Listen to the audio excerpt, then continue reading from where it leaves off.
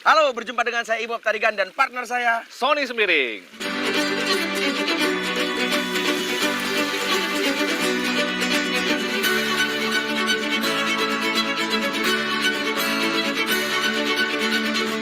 Kami adalah vlogger yang biasa membicarakan mengenai peternakan dan juga budidaya perikanan ataupun udang. Benar Son? sekali, Bu. Kita di sini mau ngapain?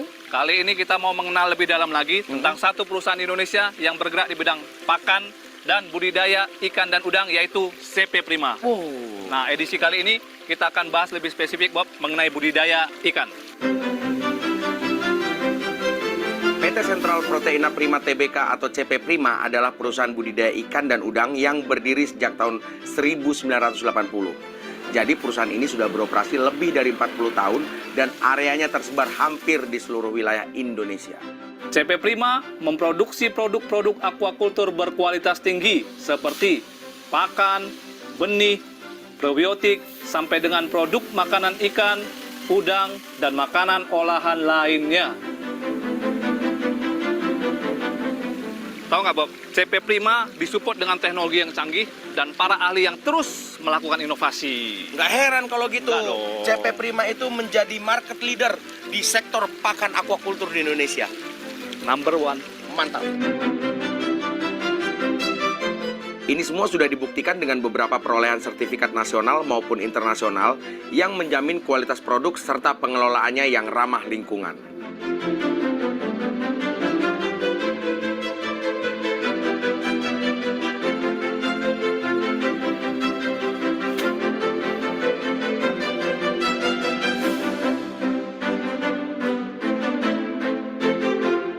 Jadi setelah mengenal sekilas tentang CP Prima, Bob, sekarang kita mau bahas tentang faktor-faktor yang mendukung kesuksesan proses budidaya ikan. Budidaya ikan itu sebetulnya nggak terlalu sulit, tapi nggak juga mudah. Beberapa pilihan jenis ikan yang populer di petambak Indonesia seperti lele, nila, bandeng, gurami, dan banyak lagi lainnya. Nah, tiap jenis ikan beda cara perlakuannya.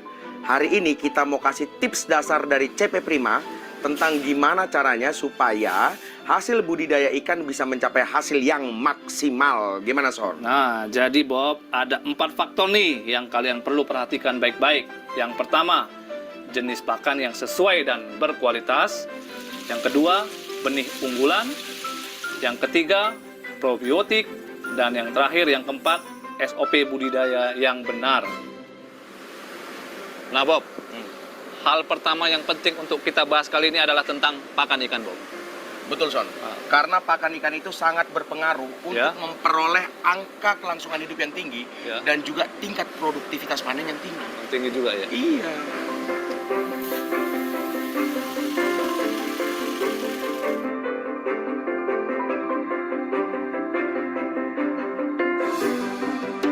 Pakan CP Prima diproduksi dari bahan baku pilihan dengan kandungan nutrisi yang berkualitas tinggi yang sesuai untuk tiap jenis ikan.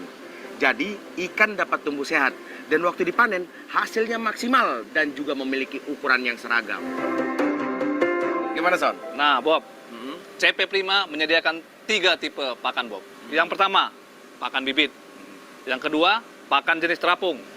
Yang ketiga, pakan tenggelam, Bob. Oh, jadi semua tipe pakan itu harus disesuaikan dengan jenis ikan dan juga tahapan pertumbuhan dari ikannya, Son. Iya dong. Ya, coba ini apa? Nah, ini Bob, pakan FF888.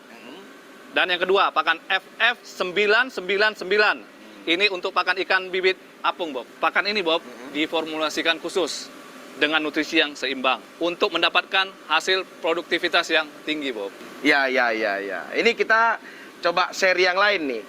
Ini ada High Profit 781 untuk makanan lele. Ada High Profit 781 N3 untuk pakan ikan nila. Ya. Ada juga untuk pakan ikan bandeng. Oh, ya. Ada juga ini Apalagi nih? seri Super Carp S99 untuk pakan ikan mas. Terutama pada masa pertumbuhan. Ini juga diformulasikan khusus supaya meningkat produktivitas. Nah, Bob, ketiga series pakan ini merupakan pakan yang sangat laris manis di pasaran, Bob. Wow, sudah pasti. Karena pakan CP Prima pasti mengeluarkan pakan yang berkualitas. Jadi, kita yang berbudidaya sudah pasti untung. Berikutnya adalah pemilihan dan penggunaan benih unggulan. CP Prima selalu menjaga standar kualitas benih ikan yang dihasilkan karena kualitas benih ikan menjadi salah satu penentu keberhasilan budidaya ikan. Nah, untuk memenuhi kebutuhan secara nasional, CP Prima bekerjasama dengan petani atau pengusaha hatchery di seluruh wilayah Indonesia seperti di Sumatera, Jawa, Kalimantan, Bali, Lombok, dan Sulawesi. Benih-benih yang diproduksi seperti benih ikan nila black prima, nila red prima, dan lele prima.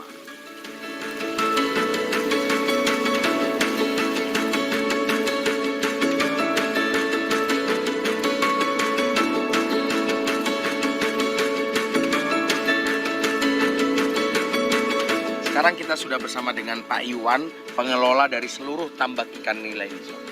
Pak Iwan ini merupakan mitra dari CP Prima juga, Bob. Oh, Iya, betul. Coba kita tanya-tanya dulu, Bob. Ya. Pak Iwan, Ya. bagaimana bentuk kerjasama Pak yang sudah dilakukan dengan CP Prima? Alhamdulillah, saya kebetulan udah lama juga, hampir 12 tahun saya kerja sama CPP. Kebetulan saya dapat pendederan dari CPP, pendederan nila. Kebetulan saya disupport langsung dari bibitnya yang unggulan dari CPP, pakannya juga, obat-obatan juga, bahkan dari marketnya juga. Itu suatu keuntungan buat para petani kita. Karena- itu udah jelas. Ada jaminan ya, Pak? Ya? Ada jaminan dari CPP juga. Oh, ada jaminan, marketnya udah jelas. Berarti keuntungannya udah pasti ya Pak ya? Iya, udah pasti. jelas. Kalau gitu saya permisi Son, Mau kemana, saya akan ikut Pak Iwan untuk di sini aja. Oh, gitu. Jadi pendederan nila ya Pak ya? Mana, Baik. mana, ayo Pak. Wah, ikut Silakan. juga dong. Poin selanjutnya adalah penggunaan produk probiotik CP Prima.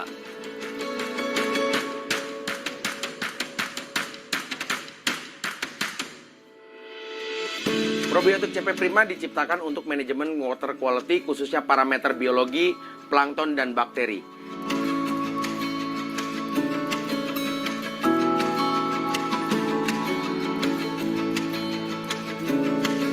Probiotik ini bukanlah obat, Bob, namun produk pencegahan agar permasalahan budidaya tidak muncul. Probiotik CP Prima sendiri sudah tersertifikasi dan terdaftar dalam program Zero Antibiotik sehingga produk ini aman untuk digunakan dalam budidaya. Poin terakhir yang harus kita pahami adalah SOP budidaya yang benar. Jadi langkah-langkah benar apa yang harus kita lakukan supaya faktor kesuksesan budidaya ikan lebih maksimal? Yang pertama, pemilihan benih ikan unggulan berkualitas. Yang kedua, persiapan lahan tebar, Bob. Untuk hal ini tergantung dari jenis kolam tempat budidaya. Yang ketiga, proses adaptasi benih yang benar. Sebelum menebar benih ikan ke dalam kolam, kita harus melakukan adaptasi benih terlebih dahulu. Dengan begitu, benih ikan dapat terbiasa dengan kolamnya yang baru, sehingga resiko kematian dapat diminimalisir ini. Nah, yang keempat, kontrol pakan. Selain mengontrol kualitas bahan pakan, kita juga harus memperhatikan jenis pakan dan juga frekuensi pemberian pakan. Peranan penting dari pakan adalah kandungan energi yang ada di dalamnya. Nah, energi ini dapat memperbaiki konversi pakan dan pertambahan berat badan ikan agar ideal dan tentunya seragam hingga masa panen. Yang kelima, pengelolaan kualitas air dan kesehatan ikan. Pada bagian ini kita harus menjaga dan cek berkala kondisi air agar suhu, pH, DO atau oksigen terlarut, amonia dan nitrit tetap dalam kondisi baik untuk budidaya ikan. Apabila semua dalam kondisi baik yang sesuai, maka penyakit pada ikan dapat kita hindari.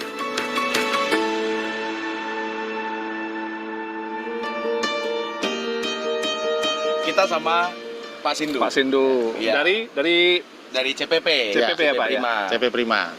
Pak Sindu ini melakukan pendampingan ya Pak ya, Ya. terhadap Pembudidaya. pembudidaya ikan, ikan di sini. air tawar ya, Pak ya. Kebanyakan tawar. apa Pak kalau di Subang Pak? Kebanyakan di Subang ini ikan nila. Katanya ikan dari Subang ini berbeda. Oh, beda. Kualitasnya katanya lebih mumpuni daripada yang lain. Dan Ya. harga jualnya juga lebih tinggi ya, Bob ya? Oh ya, harga jualnya juga Betul. lebih tinggi ya? Karena memang di Subang ini dipiara di mata air. Jadi benar-benar itu air itu keluar dari perut bumi yang bersih, itulah dipakai untuk budidaya. Sehingga menghasilkan kualitas ikan juga itu yang unggul. Pak, ini kan kalau kita berbicara awalnya nih Pak, Ya. kalau ada kualitas yang produk unggulan, Ya, pasti ada awalan yang berbeda. Ya, Gitu. ya. Nah, dari awal kalau orang mau berbisnis ikan air tawar lah. Ya. Ini karena kan ada nila, ada emas, Ikan masa. Ya. ada apa lagi? Bawal dan sebagainya. Bawal. Ya. Nah, diawali dengan bagaimana itu Pak pendampingannya? Ya. Ini, Pak? Ikan itu yang pertama adalah dimulai dari pemilihan bibit. Ya, bibit itu sama kayak manusia. Kalau mau nyari bibit yang unggul itu ada namanya bibit, bobot, dan bebet. Ya. Ada faktor genetik di situ. Jadi faktor tidak keluarga juga? faktor keluarga. Jadi tidak sembarangan kita ketemu cewek langsung kita nikahin. Siapa bapaknya dulu? Apa backgroundnya dia? Ya. Di ikan sama. Siapa ini induknya? Ini harus di crossing induk-induk yang jelas memang. Iya. Yang bisa dipertanggungjawabkan. Yang bisa gitu ya. dipertanggungjawabkan secara genetik. Nah, itu pertama, pemilihan bibit yang unggul. Yang kedua, cara dia panen, ya, panen bibit. Itu juga penting karena kalau ikan ini cara panennya dia itu sembarangan, ikan itu lecet, itu akan bermasalah nanti di pembudidaya juga. Sekarang kita sudah bersama dengan Pak Mukhlisin, pengelola seluruh tambak ikan ini, Son. Yoi, kita tanya-tanya dulu, Bob. Iya. Pak, kenapa dari awal sudah bergabung dengan CP Prima, Pak? Soalnya pelayanannya mayoritas di Subang itu produk CP Prima bagus. Masalah bibit bagus, pendampingnya bagus, Jadi sejauh ini bekerja sama dengan CP Prima pasti menguntungkan.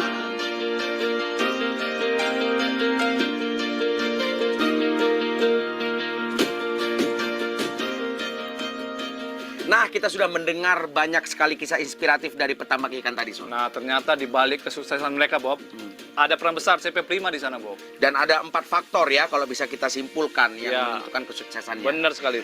Oke, jangan lupa teman-teman, subscribe channel Pakan CP Prima, like, comment, and share sebanyak-banyaknya. Supaya lebih banyak lagi orang yang terinspirasi. Karena video-video yang lain nanti akan ada kita membahas mengenai ikan, mengenai udang, dan juga mengenai produk-produk yang terbaik dari CP Prima. Oke, tentu saja. Thanks for watching. Salam Prima.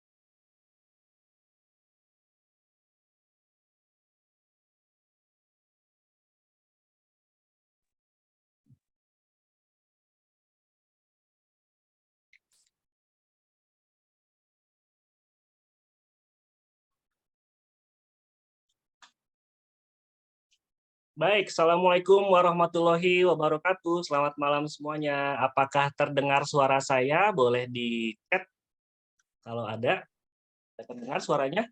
Waalaikumsalam, terdengar Dok Binol. Oke, mantap. Terima kasih banyak, Dokter Putra. Baik, selamat malam semuanya. Kembali lagi di acara webinar kita, Dr. Bido Page Show. Ya, setelah sebulan kemarin selama puasa kita off dulu ya, supaya fokus ibadah puasanya. Dan tak lupa kami mengucapkan minal aidin wal faizin, mohon maaf lahir dan batin, selamat berlebaran, Hari Raya Idul Fitri, taqabbalallahu minna wa minkum bagi para peserta semuanya yang beragama muslim pertama ya, dan semuanya kita juga mohon maaf lahir dan batin. Nah, ini langsung nih dari Dr. Nora Agustina ya. Selamat malam Dr. Nora, sama-sama selamat lebaran juga. Setelah sebulan namanya kita sempat vakum dan pada malam hari ini kita kembali lagi untuk berbagi bersama ya di Dr. Bido Page Show secara gratis ya, merupakan suatu program untuk pemberdayaan atau pengayaan ilmu bersama kita ya. Dan malam hari ini temanya sangat menarik dan juga mungkin jarang terdengar diangkat di webinar-webinar manapun ya, apalagi ini temanya tentang suatu cara untuk membudidayakan ikan ya, yang pada saat ini mungkin kita kemarin lebaran terutama daging-daging dari sapi, ayam itu pada naik harganya, sementara ikan ini masih menjadi mungkin sumber protein hewani yang harganya rendah ya, sehingga apabila kita belajar tentang manajemen pengelolaan juga lainnya ya, tentang penambakan ikan ini, apalagi nanti sistem bioflok ini, itu akan menjadi suatu alternatif mungkin ya investasi bagi para rekan-rekan semuanya, atau bila mungkin di sini ada investor ataupun bahkan ada penambak ikannya sendiri. Apakah memang benar-benar sistem bioflok ini bisa menjadi salah satu langkah atau upaya yang paling efektif dan efisien untuk diterapkan supaya kita bisa menjalankan bisnis dengan tenang terutama ya. Dan kita akan memanggilkan ya, kemudian pada malam hari ini Dr. Bido Vet Show podcast ke-73 merupakan hasil kolaborasi dengan PT Sentral Proteina Prima ya, seperti yang ada di gambar ini nih. Nah, ini ada produk-produk pakannya nih, jangan lupa dibeli ya Bapak Ibu semuanya. Di sini juga ada logonya Sentral Proteina Prima yang telah kerjasama bersama Dr. Bido Vet Show. Terima kasih. Dan juga nanti PT CP Prima ini akan menyediakan 5 buah door prize bagi para peserta yang aktif untuk bertanya ya. Dan malam hari ini kita akan mengajak salah satu pembicara yang expert ya di bidang terutama sistem bioflok pada ikan ini, yaitu adalah Dr. Hewan Beni Halaludin selaku Kepala Divisi Central Laboratory and Disease Research Center PT Sentral Proteina Prima. Selamat malam, Assalamualaikum Dr. Beni. Selamat malam, Waalaikumsalam warahmatullahi wabarakatuh. Waduh, gimana kabarnya dok? Alhamdulillah sehat, udah mendingan. Kemarin agak sinusnya nggak kena nih. Alhamdulillah tapi sekarang udah lebih fit. Sama ya, nih habis Lebaran kayaknya semua langsung pada mulai radang tenggorokan ya.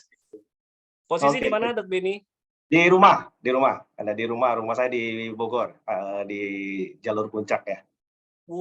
Berarti tiap hari ke kantor Tangerang bolak-balik tuh? Betul begitu. Kadang sesekali nginep di mes di Pasar Kemis. Wow, mantap, luar biasa. Ini mungkin boleh kasih spoiler dikit ya Dok Beni. Budidaya ikan di Indonesia nih kira-kira gimana sih? Sorry, diulang. Barusan agak keputus. Ya, terkait masalah budidaya ikan di negara kita, di Indonesia ini sebenarnya apakah suatu hal yang menjanjikan, ataukah memang banyak tantangannya, atau gimana? Oke, budidaya terutama yang untuk konsumsi ini ada 2 sebenarnya ya, ikan air tawar dan udang ya yang ngetren di Indonesia. Dan khusus untuk udang kemarin sempat agak bermasalah dengan harga, tapi sekarang alhamdulillah udah mulai naik lagi. Nah, khusus untuk ikan sendiri sebenarnya ini masih satu investasi sebenarnya, satu jenis usaha yang sangat menjanjikan.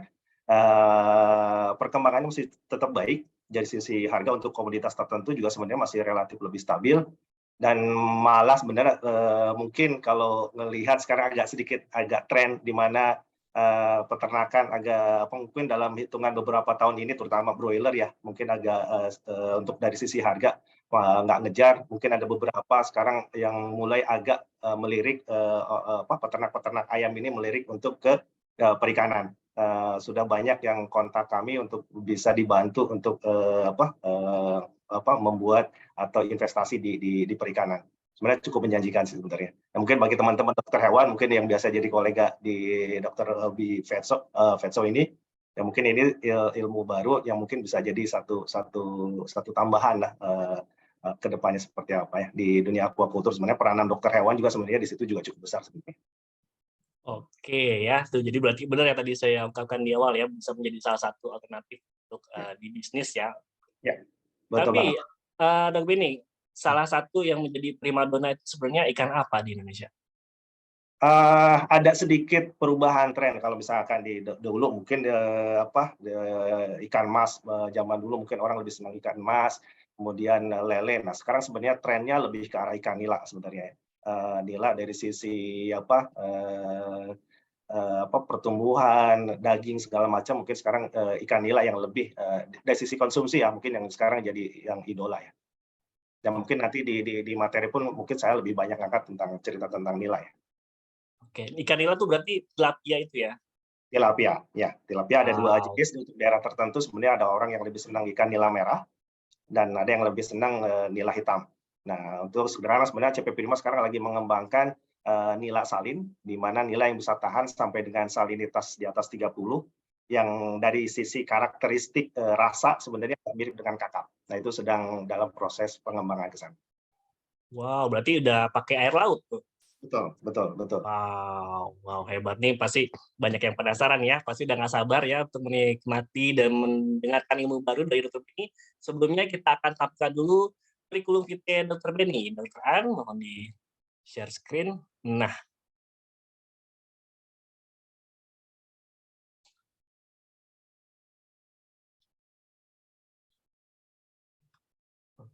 oke. Ya, inilah Dr. Beni Halaludin ya, selaku Kepala Divisi Central Laboratory and Disease Research Center di PT Sentral Proteina Prima sejak 2002 hingga saat ini. Wow, ini berarti udah 21 tahun mengabdi nih Dr. Beni ya. Ya. Wow, luar biasa loyalitasnya tinggi sekali nih. Beliau menyelesaikan pendidikan sarjananya di Fakultas Kedokteran Hewan Institut Pertanian Bogor pada tahun 1999 dan melanjutkan program profesi dokter hewan di Fakultas Kedokteran Hewan IPB pada tahun 2001. Kemudian beliau mengikuti beberapa kursus dan pendidikan normal formal, yaitu ini dari 2004 nih ya, dari bawah kita lihat Dr. Beni mengikuti workshop on the biology and pathology of the black tiger shrimp, kemudian workshop of koi herpes disease controlling at freshwater fish, 2005 molecular detection of shrimp diseases, dan juga application of real-time PCR for pathogen detection. Kemudian di tahun 2011, ini mengikuti Shrimp Pathology Short Course di University of Arizona, United States of America. Wah, ini sudah sampai Amerika nih ini belajarnya. Kemudian juga di tahun 2012 mengikuti Training of Fish Physiology, Faculty of Fisheries and Marine Science, IPB, dan terakhir di International Training and Course of Biology and Pathology of Shrimp in the Sentex Mahidol University, Thailand. Luar biasa ya. Jadi nggak heran lagi ya kalau beliau kita ajak malam ini untuk berbagi tentang serba-serbi budaya ikan dengan sistem bioflok ya. Mungkin juga sebelumnya kita akan sampaikan bagi para teman-teman peserta semuanya, kita akan menyediakan sesi diskusi setelah presentasi dari Dr. Beni ya. Jadi mohon disimak baik-baik dan nanti kita akan melanjutkan dengan sesi diskusi. Baik, Dr. Beni Halaludin sudah siap untuk presentasi? Siap. Waktu dan layar kami persilakan. Monggo, Dok.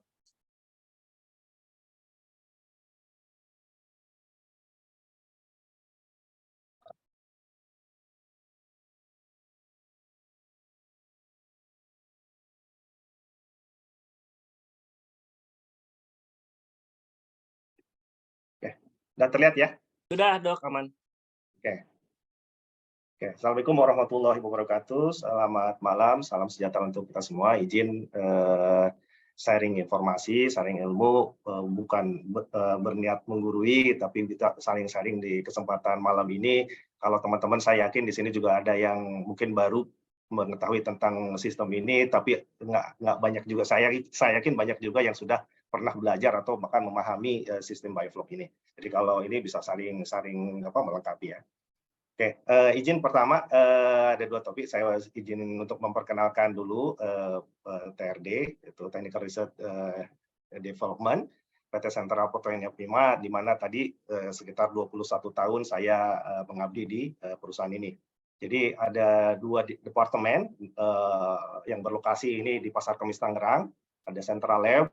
Central Lab ini fungsinya sebagai lab diagnostik kesehatan ikan dan udang, juga sebagai lab research. Jadi kami terima sampel dari customer CP Prima dan itu free of charge untuk pengujian PCR penyakit ikan dan udang.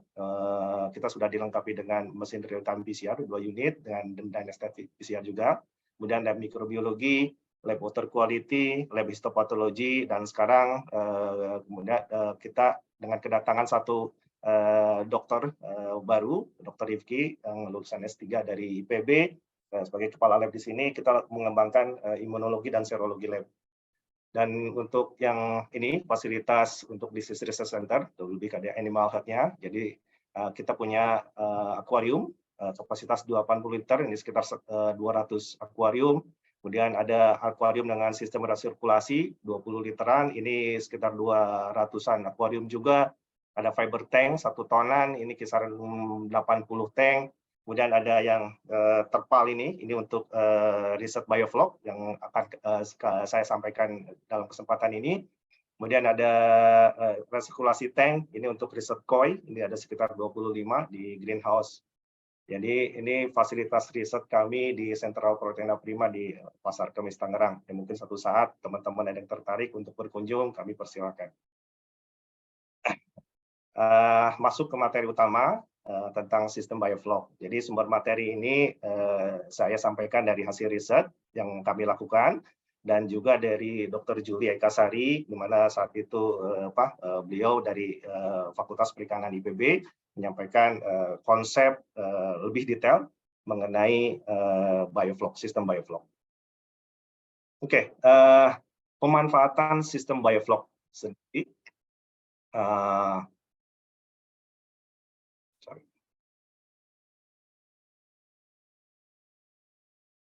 Di ini sebenarnya dari awal sejak saya gabung dengan CPP 2000 di awal 2000-an ini 2002 sebenarnya sudah banyak dikembangkan di tambak udang. Jadi awal konsep sebenarnya biofloc ini berawal dari konsep pengolahan limbah, di mana limbah itu diolah oleh bakteri pengurai untuk sebelum dilepas ke lingkungan. Nah, konsep itu sudah mulai dipakai di awal 2000 di tambak udang dan sampai sekarang masih berkembang walaupun di Indonesia masih jarang karena untuk di tambak udang karena resiko mungkin yang terlalu besar sehingga tambak udang lebih cenderung menggunakan semi konsep antara biofloc dengan plankton. Kemudian mungkin di awal 2010-an orang mulai rame menggunakan biofloc ini untuk lele. Ya banyak training, workshop segala macam biofloc lele. Tapi kemudian banyak juga yang mungkin tidak sedikit juga sebenarnya yang gagal karena menurut saya konsep saat itu masih belum sempurna terutama untuk lele. Nah, saat ini di awal 2015 ke sini mulai orang sebenarnya lebih tertarik ke nila ya. Dan saat ini kita sudah cukup berhasil lah, saya mau berani bilang begitu, mengembangkan SOP untuk biofloc nila ini. Nah, cerita ke belakang, mungkin saya akan lebih banyak cerita tentang bioflocnya di nila. Nah, tadi di iklan sudah disampaikan juga sebenarnya beberapa sistem budidaya yang banyak berkembang di Indonesia. Ada kolam tanah atau stagnan seperti ini, ada kolam air deras ya biasanya di daerah dataran tinggi. Kemudian ini jaring apung di waduk dan tambak intensif. Dan yang cukup berkembang juga sebenarnya di awal-awal sebenarnya ada sistem resirkulasi ya, penggunaan filter segala macam, tapi karena mungkin investasi dan ini cukup tinggi sehingga nggak terlalu banyak berkembang untuk ikan air tawar di Indonesia. Tapi untuk di luar negeri, untuk ikan yang punya nilai komersil yang cukup tinggi, air laut itu cukup berkembang. Nah, ini perbandingan performa produksi di antar sistem budidaya yang tadi saya sebutkan. Untuk biofloc, kepadatannya biasanya 100 ekor per kubik air.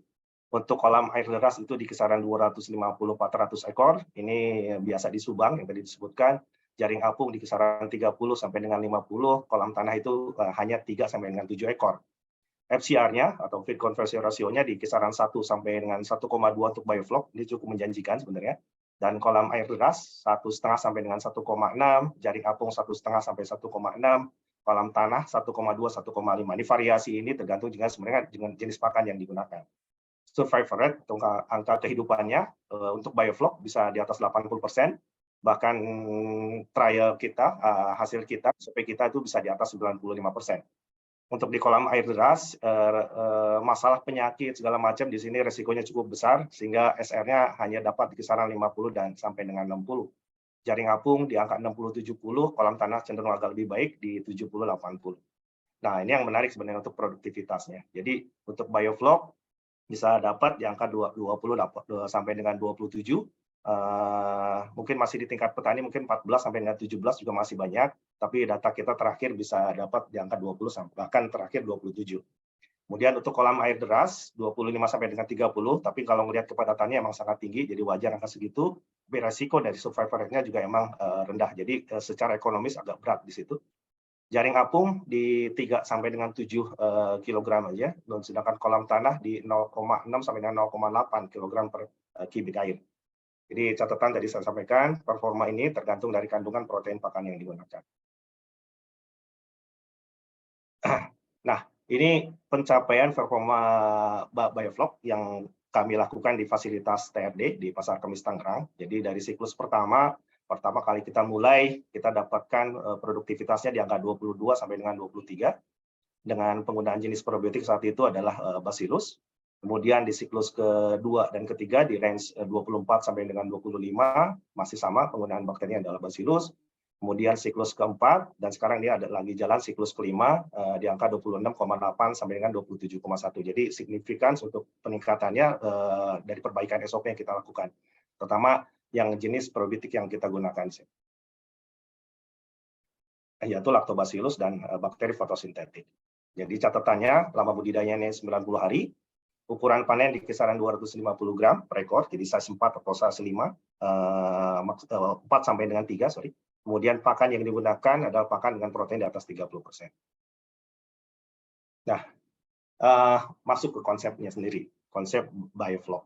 Jadi tadi di awal sebenarnya konsep Biofloc ini diambil dari pengolahan limbah. Jadi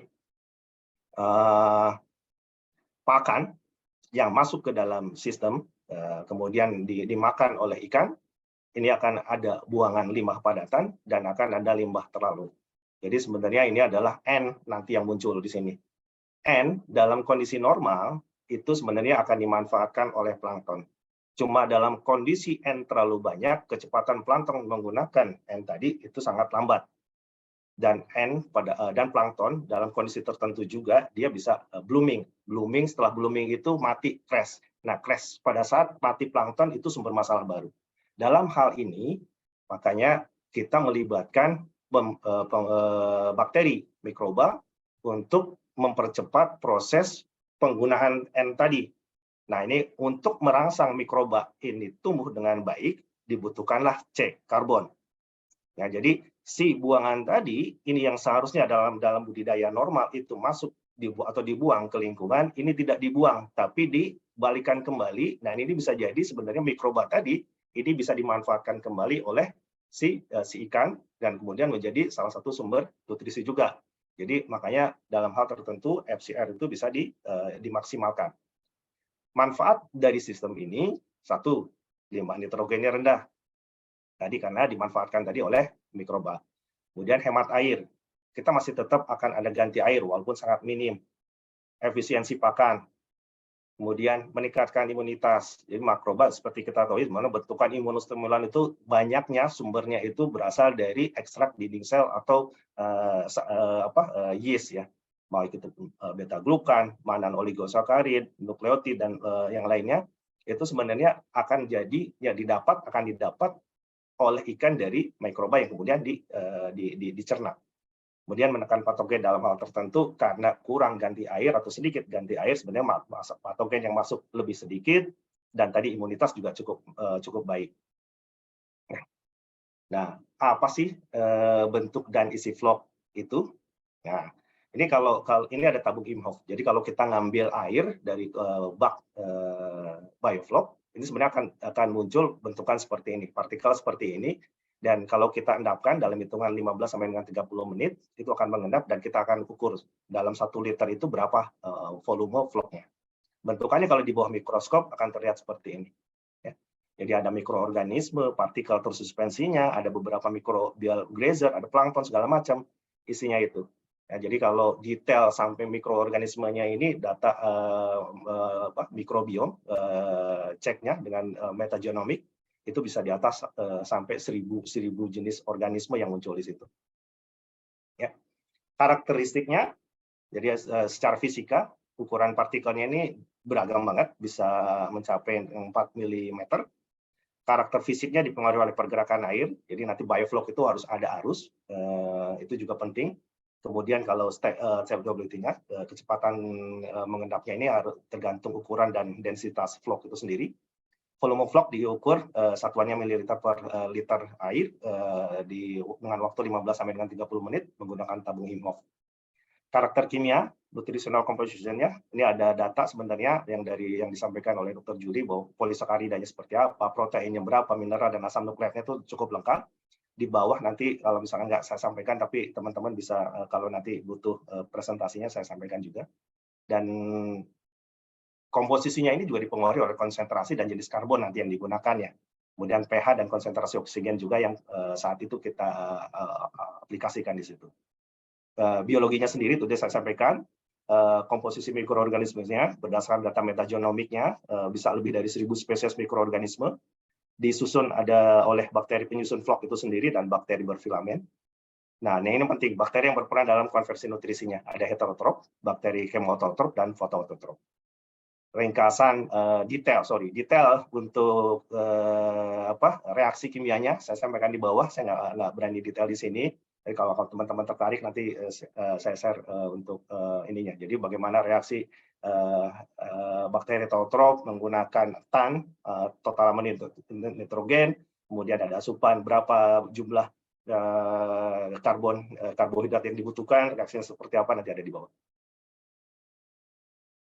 Oke, ini jalur penguraian bahan organiknya sendiri tadi. Jadi organik yang ada oleh bakteri heterotrof, ada aktivitas di situ, asimilasi, konversi bakteri oleh nitrifikasi dan denitrifikasi, dan asimilasi fotoautotrof. Nah, tadi yang saya sampaikan kalau butuh detailnya nanti ada di bawah. Ini tergantung juga sumber karbonnya apa, rasio karbon dan nitrogennya bagaimana, dan intensitas cahayanya seperti apa. Faktor penentu keberhasilan flock. 1, desain kolam dan atap. Kemudian yang kedua ya, aerasi dan mixing. Yang ketiga, manajemen karbon itu sendiri, dan manajemen pakannya, manajemen kualitas airnya, pemilihan bibit dan candanisasi, dan yang nggak kalah penting, faktor non-teknisnya. Desain kolam dan atap. 1, tujuannya, efisiensi mixing dan pembuangan bioflok. Jadi perlu diperhatikan yang hal tersebut, kemudian efisiensi ruang. Jadi penting buat diperhatikan tujuan penggunaan bioflok ada salah satunya adalah efisiensi ruang. Tapi tidak boleh menyampingkan proses mixingnya. Kemudian bentuknya. Bulat yang diutamakan, jika harus persegi, sudutnya diminimalkan, seperti ini gambarannya. Jadi saya tetap disarankan adalah bentuknya bulat. Masalah ukuran nanti disesuaikan dengan kapasitas lokasi. Dan yang penting harus ada central drain, seperti ini. Nah, yang tidak kalah penting lagi, yang suka dilupakan oleh petambak atau petani adalah atap atau shading. Atap itu tidak harus atap yang menutupi hujan, tapi cukup dengan shading, dengan paranet. Itu penting karena untuk mengurangi aktivitas si plankton. Kalau planktonnya terlalu aktif, nanti kejar-kejaran antara kerja bakteri dengan kerja plankton. Plankton kalau belum tadi bisa berefek nanti pada saat dia crash, kerja bakterinya jadi lebih capek, dan kita harus banyak menambahkan juga molas atau karbon di situ untuk mempercepat kerja bakterinya. Jadi benar-benar diperhatikan. Aerasi dan mixing. Tujuannya adalah 1, oksigenasi, udah pasti, karena targetnya dari awal harus 7 dan di ending minimal 3 oksigen yang harus 3 ppm yang harus kita pertahankan. Yang kedua, tidak kalah penting adalah homogenisasi suspensi. Jadi kalau ada orang yang hanya memperhatikan masalah, oh oksigen saya dapat 7, oksigen saya dapat 5. Tapi itu hanya di area-area tertentu, masih ketemu yang namanya dead zone. Jadi itu tidak boleh. Pada saat ada area yang dead zone, itu akan ada partikel di situ yang kemudian mengendap. Proses partikel mengendap itu sumber masalah besar buat si bioflok. Limitasinya apa? Keterbatasannya apa? Emang masalah nanti investasi. Mau belinya yang mana? Tergantung dengan dana yang kita punya, maunya cuma blower kah seperti ini atau supercharge atau root blower. Nah, itu diperhatikan, tergantung dari jumlah kolam yang kita punya, berapa volumenya, itu juga sangat tergantung dengan yang dibutuhkan. Dan tidak kalah penting lagi adalah harus punya cadangan sumber energi. Ini suka jadi masalah besar karena kalau mati listrik hitungan 1 jam aja udah pasti kolaps. Jadi harus benar-benar diperhatikan. Yang kedua adalah kadang diperlukan alarm kalau matinya tengah malam. Jadi kalau yang paling bagus adalah otomatis. Pada saat ada mati listrik langsung pindah ke genset. Tapi kadang itu juga suka banyak kejadian mati listriknya malam. Jadi benar-benar harus diperhatikan sistem pergantiannya. Dengan tahapannya. Yang pertama adalah desinfeksi air. Ini pemberian garam, bisa di atas 1 ppt. Kemudian pemberian klorin juga penting jika dibutuhkan, terutama jika sumber airnya itu dari sungai. Ya, jadi dalam hal tertentu, masih di area tertentu ngambil airnya masih dari sungai, mungkin kita masih membutuhkan kaporit di situ, klorin di situ. Dan jika dibutuhkan lagi, misalkan kita khawatir efek dari klorin, mungkin kita perlu menambahkan tiosulfat di situ untuk netralisasi klorin. Inokulasi probiotik, pemberian molas atau sumber karbon yang lainnya, ini penting. Pemberian probiotik yang sesuai, disarankan bakteri fotosintetik dan bakteri asam laktat yang dominan. Nah, secara bakteri ini sebenarnya, kita punya pengalaman juga sebenarnya, tanpa menambahkan probiotik apapun sebenarnya, bioflok itu tetap jalan, tetap jadi, karena apa yang ada di dalam saluran pencernaan si nila yang kita ketahui sebenarnya omnivore, dia cenderung herbivore, jadi sebenarnya mungkin di dalam saluran pencernaan ikan nila sebenarnya sudah membawa bakteri-bakteri baik. Nah, pada saat ketemu karbon, akan diperbanyak secara tidak langsung di lingkungan. Tapi dalam hal tertentu, dari data kita dengan penambahan bakteri fotosintetik dan bakteri asam laktat, ini cukup membantu proses perbaikan dan produktivitas di bioflok ini. Kemudian yang berikutnya adalah adjustment pH dan alkali. Dalam hal tertentu dari awal kita harus sudah bisa memberikan kapur, dan di tengah jalan pemberian sodium karbonat, kapur dan sodium bikarbonat juga cukup penting di sini. Pemilihan sumber C untuk manajemen karbonnya.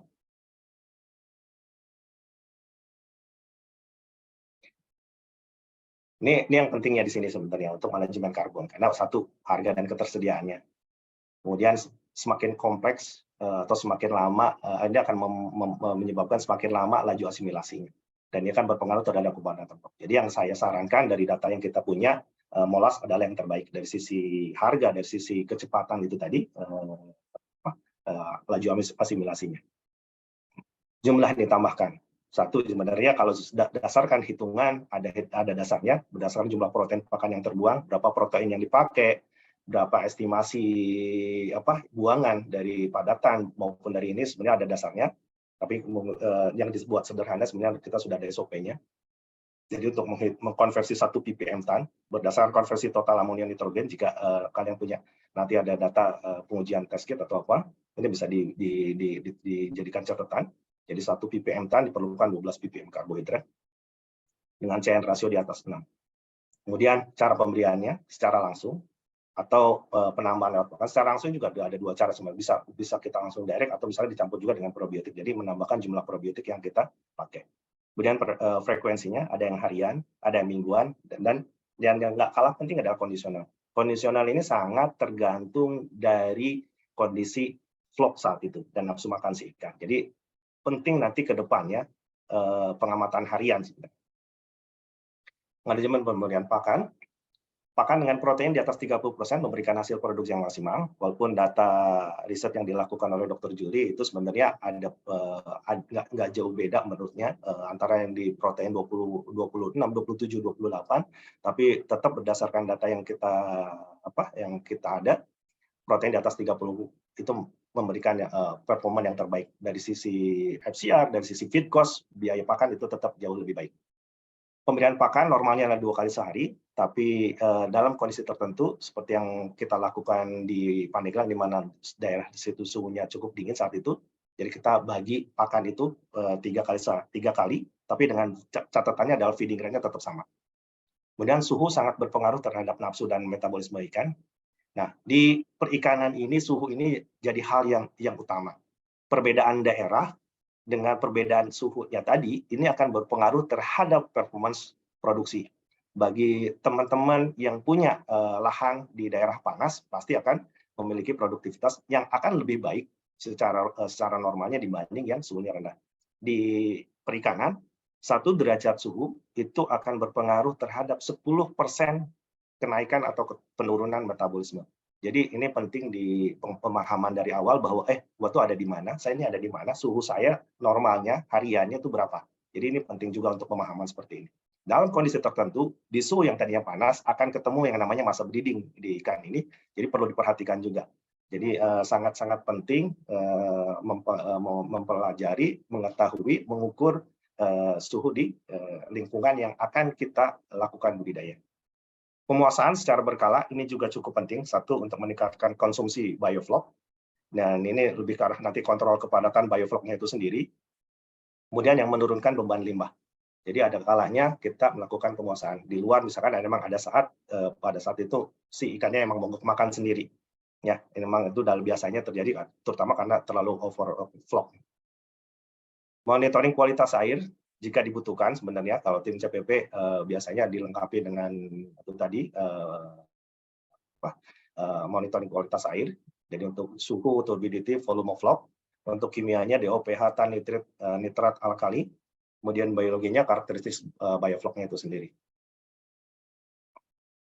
Suhu dalam kondisi normal itu sebenarnya tidak terlalu banyak masalah. Volume flow nanti dipertahankan di angka 10 sampai dengan 30 ml per liter. DO di awal 7, mungkin di akhirnya itu akan ada flat ke angka 3. pH ini juga di awal harapannya ada 7, tapi di akhir itu bisa sampai 5 ke atas, 5,5 sampai dengan 6 flat. Tapi yang terjadi adalah tidak ada terjadi fluktuasi, grafiknya hanya turun kayak gitu. Kemudian tan nitrit akan ada perubahan yang lumayan grafiknya. Alkalinitas juga akan turun seiring dengan konsumsi pertumbuhan ikan segala macam ya, CO2 segala macam tinggi. Nah, pemilihan bibit dan jantanisasi ini penting. Faktor genetik menjadi salah satu faktor penting dalam budidaya ikan. Di iklan tadi sudah disampaikan, sudah cukup banyak yang disediakan baik itu dari pemerintah maupun dari swasta, jenis-jenis ikan, strain ikan yang unggul. Dan yang berikutnya adalah selain unggul, sumber bibitnya. Daerah mana, apakah perlu diketahui juga daerah itu sumber penyakitnya seperti apa, itu juga sebenarnya bagi kita harus jadi catatan. Nah, yang nggak kalah penting untuk masalah bibit ini adalah proses jantanisasi. Pengalaman kita, kalau jantanisasinya itu gagal, di bawah 70%, resiko gagal produksi atau performance produksinya itu rendah juga sangat besar. Jadi pastikan dapat dari pembibit yang bisa dipercaya dengan proses jantanisasi juga yang baik. Di CPP ada 2 jenis ikan nila yang sekarang sudah berkembang, satu strain Black Prima dan satunya lagi strain Red Prima. Manajemen kesehatannya, jadi powerful indikatornya, indikator terkuatnya adalah melihat nafsu makan. Pemilihan sumber bibit menjadi salah satu hal yang penting tadi, karena bisa jadi itu jadi sumber masalah penyakit. Bioflok dapat meningkatkan imunitas, tetapi tidak berarti bebas penyakit, hanya menambah imunitas. Belum tentu bisa menjamin yang namanya imunostimulan itu bisa menjamin full, bisa ngatasin masalah. Biosecurity tetap harus dijaga. Prosedur transportasi benih, jadi kalau proses dari mulai panen bibit, transportasinya, kemudian aklimatisasi, adaptasinya ke kolam bioflok itu juga tidak diperhatikan, itu juga jadi sumber masalah. Kemudian penambahan suplemen kesehatan mungkin diperlukan pada awal pemberian vitamin C, imunostimulan mungkin tetap dibutuhkan, terutama jika punya pengalaman dari sumber bibit yang kita nggak bisa ketahui. Yang mungkin lebih bagus lagi sebenarnya ada tempat kalau istilah ini karantina atau pemeliharaan sementara, jadi adaptasi pada saat ikan datang tidak langsung dimasukkan ke dalam bak bioflok, tank bioflok, tapi ada bak penampungan, itu akan lebih baik untuk proses pemulihan. Kepadatan bioflok terlalu tinggi, ini harus diperhatikan, secara langsung akan bisa menyebabkan kerusakan insang dan tidak langsungnya akan menyebabkan DO turun. Dan kalau DO turun udah pasti stres. Nah, faktor non teknis, jadi saya di awal saya sampaikan disiplin dan teliti, karena ini beda dengan kita budidaya yang di luar bioflok, pakai air sawah, air running atau kolam air deras, itu ngandelin alam, kita susah ngontrol. Tapi dalam sistem bioflok ini semua kontrolnya ada di kita. Jadi kalau kita nuntut disiplin dan teliti, ini untuk pengamatan harian, berapa floknya, bagaimana nafsu makan ikannya, bagaimana warna airnya, itu yang utama kalau kita nggak punya alat yang lain. Tujuannya apa? Tadi, kalau sudah tahu ada setelah ngamatin harian, kita harus tahu apa yang sedang terjadi. Yang berikutnya adalah apa tindakan yang harus dilakukan jika menemukan masalah. Itu kuncinya di sini. Jadi kalau biofloc itu setelah memahami semua itu ini. Jadi nggak bisa, oh biofloc tuh udah ada SOP-nya, udah lakukan ini, udah nggak bisa. Dinamika harian itu sangat-sangat penting. Permasalahan yang sering dihadapinya, satu, biofloc tidak terbentuk atau ukuran vlognya terlalu kecil. Biasanya ini pengadukan airnya terlalu kuat atau airnya malah stagnan, dan DO-nya rendah. Yang kedua, kepadatan bioflocnya terlalu tinggi malah. Pembuangan biofloc harus dilakukan secara berkala dan pemuasaan ikan. Jadi tadi dengan muasa ikan, si ikan akhirnya mau mengkonsumsi si bioflocnya itu sendiri.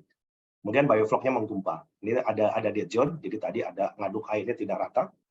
Kemudian perubahan komposisi mikroba. Ini juga mungkin bisa mempengaruhi ke arah. Yang keempat adalah TAN atau TAN amonia nitrogen, total amonia nitrogen atau nitritnya terlalu tinggi. Ini bisa disebabkan karena sumber karbonnya kurang. Bakteri nitrasi belum terbentuk maksimal. Pastikan pH dan alkalinitasnya juga optimum. Kemudian pemberian garam. Jadi garam di perikanan ini cukup penting untuk bisa salah satunya ngatasi nitrit. Jadi kalau ada 1 ppm nitrit untuk atasinya biasanya dipakai 6 ppm garam.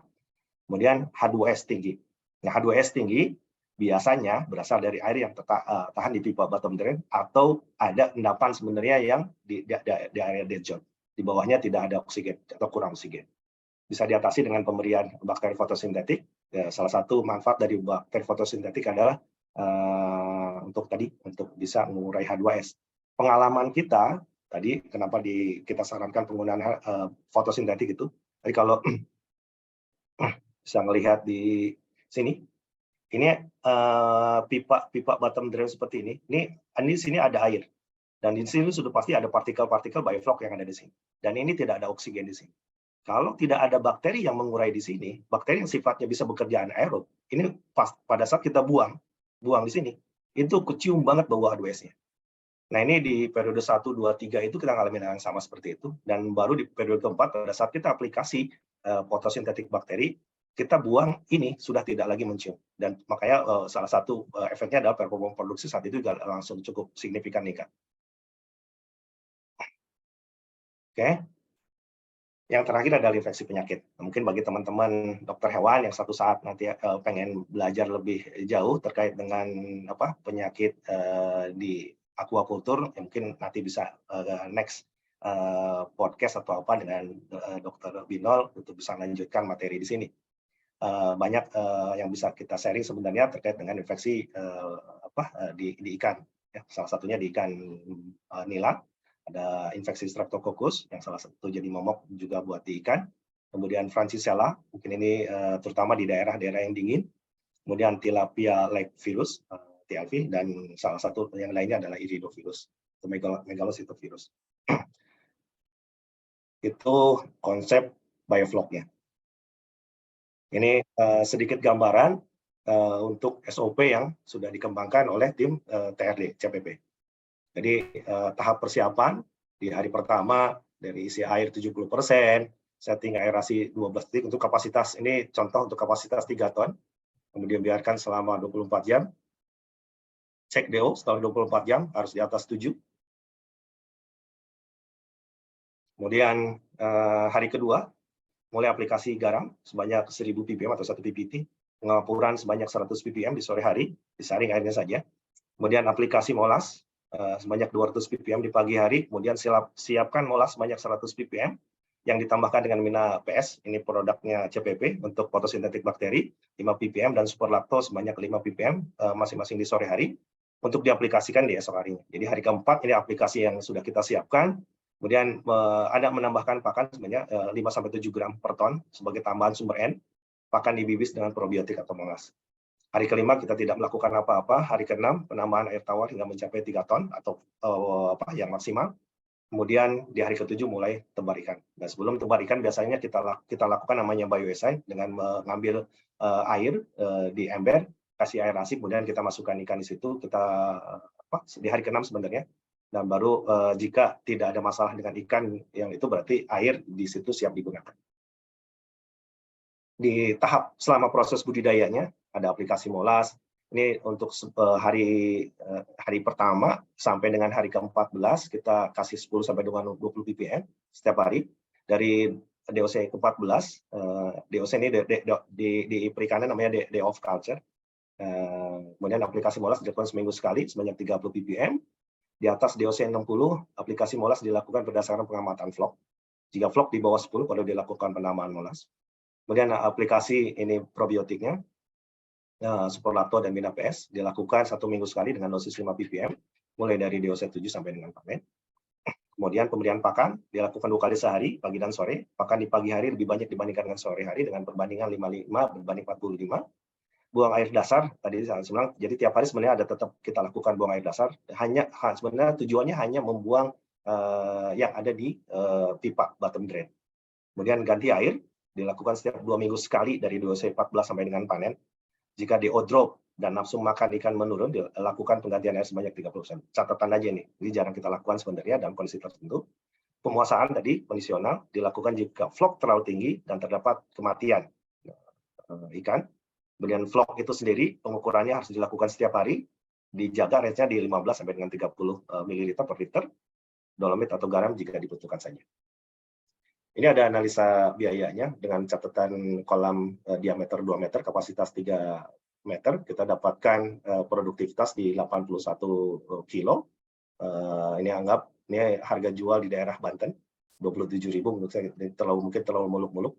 Tapi ini ada gambaran penggunaan SOP yang sama di petani di daerah Jawa Timur. Jadi produktivitas mereka sebelumnya di angka 14 sampai dengan 17 kilogram per kubik sebenarnya per meter. Kemudian pada saat menggunakan SOP yang kita sampaikan meningkat jadi 24,2. Untuk profitnya sendiri di kisaran 26. Ya. Itu yang bisa saya sampaikan, Dr. Bino. Kalau ada ini, silakan. Di bawah nanti mungkin teman-teman bisa dapat data, tapi nggak perlu saya sampaikan ya.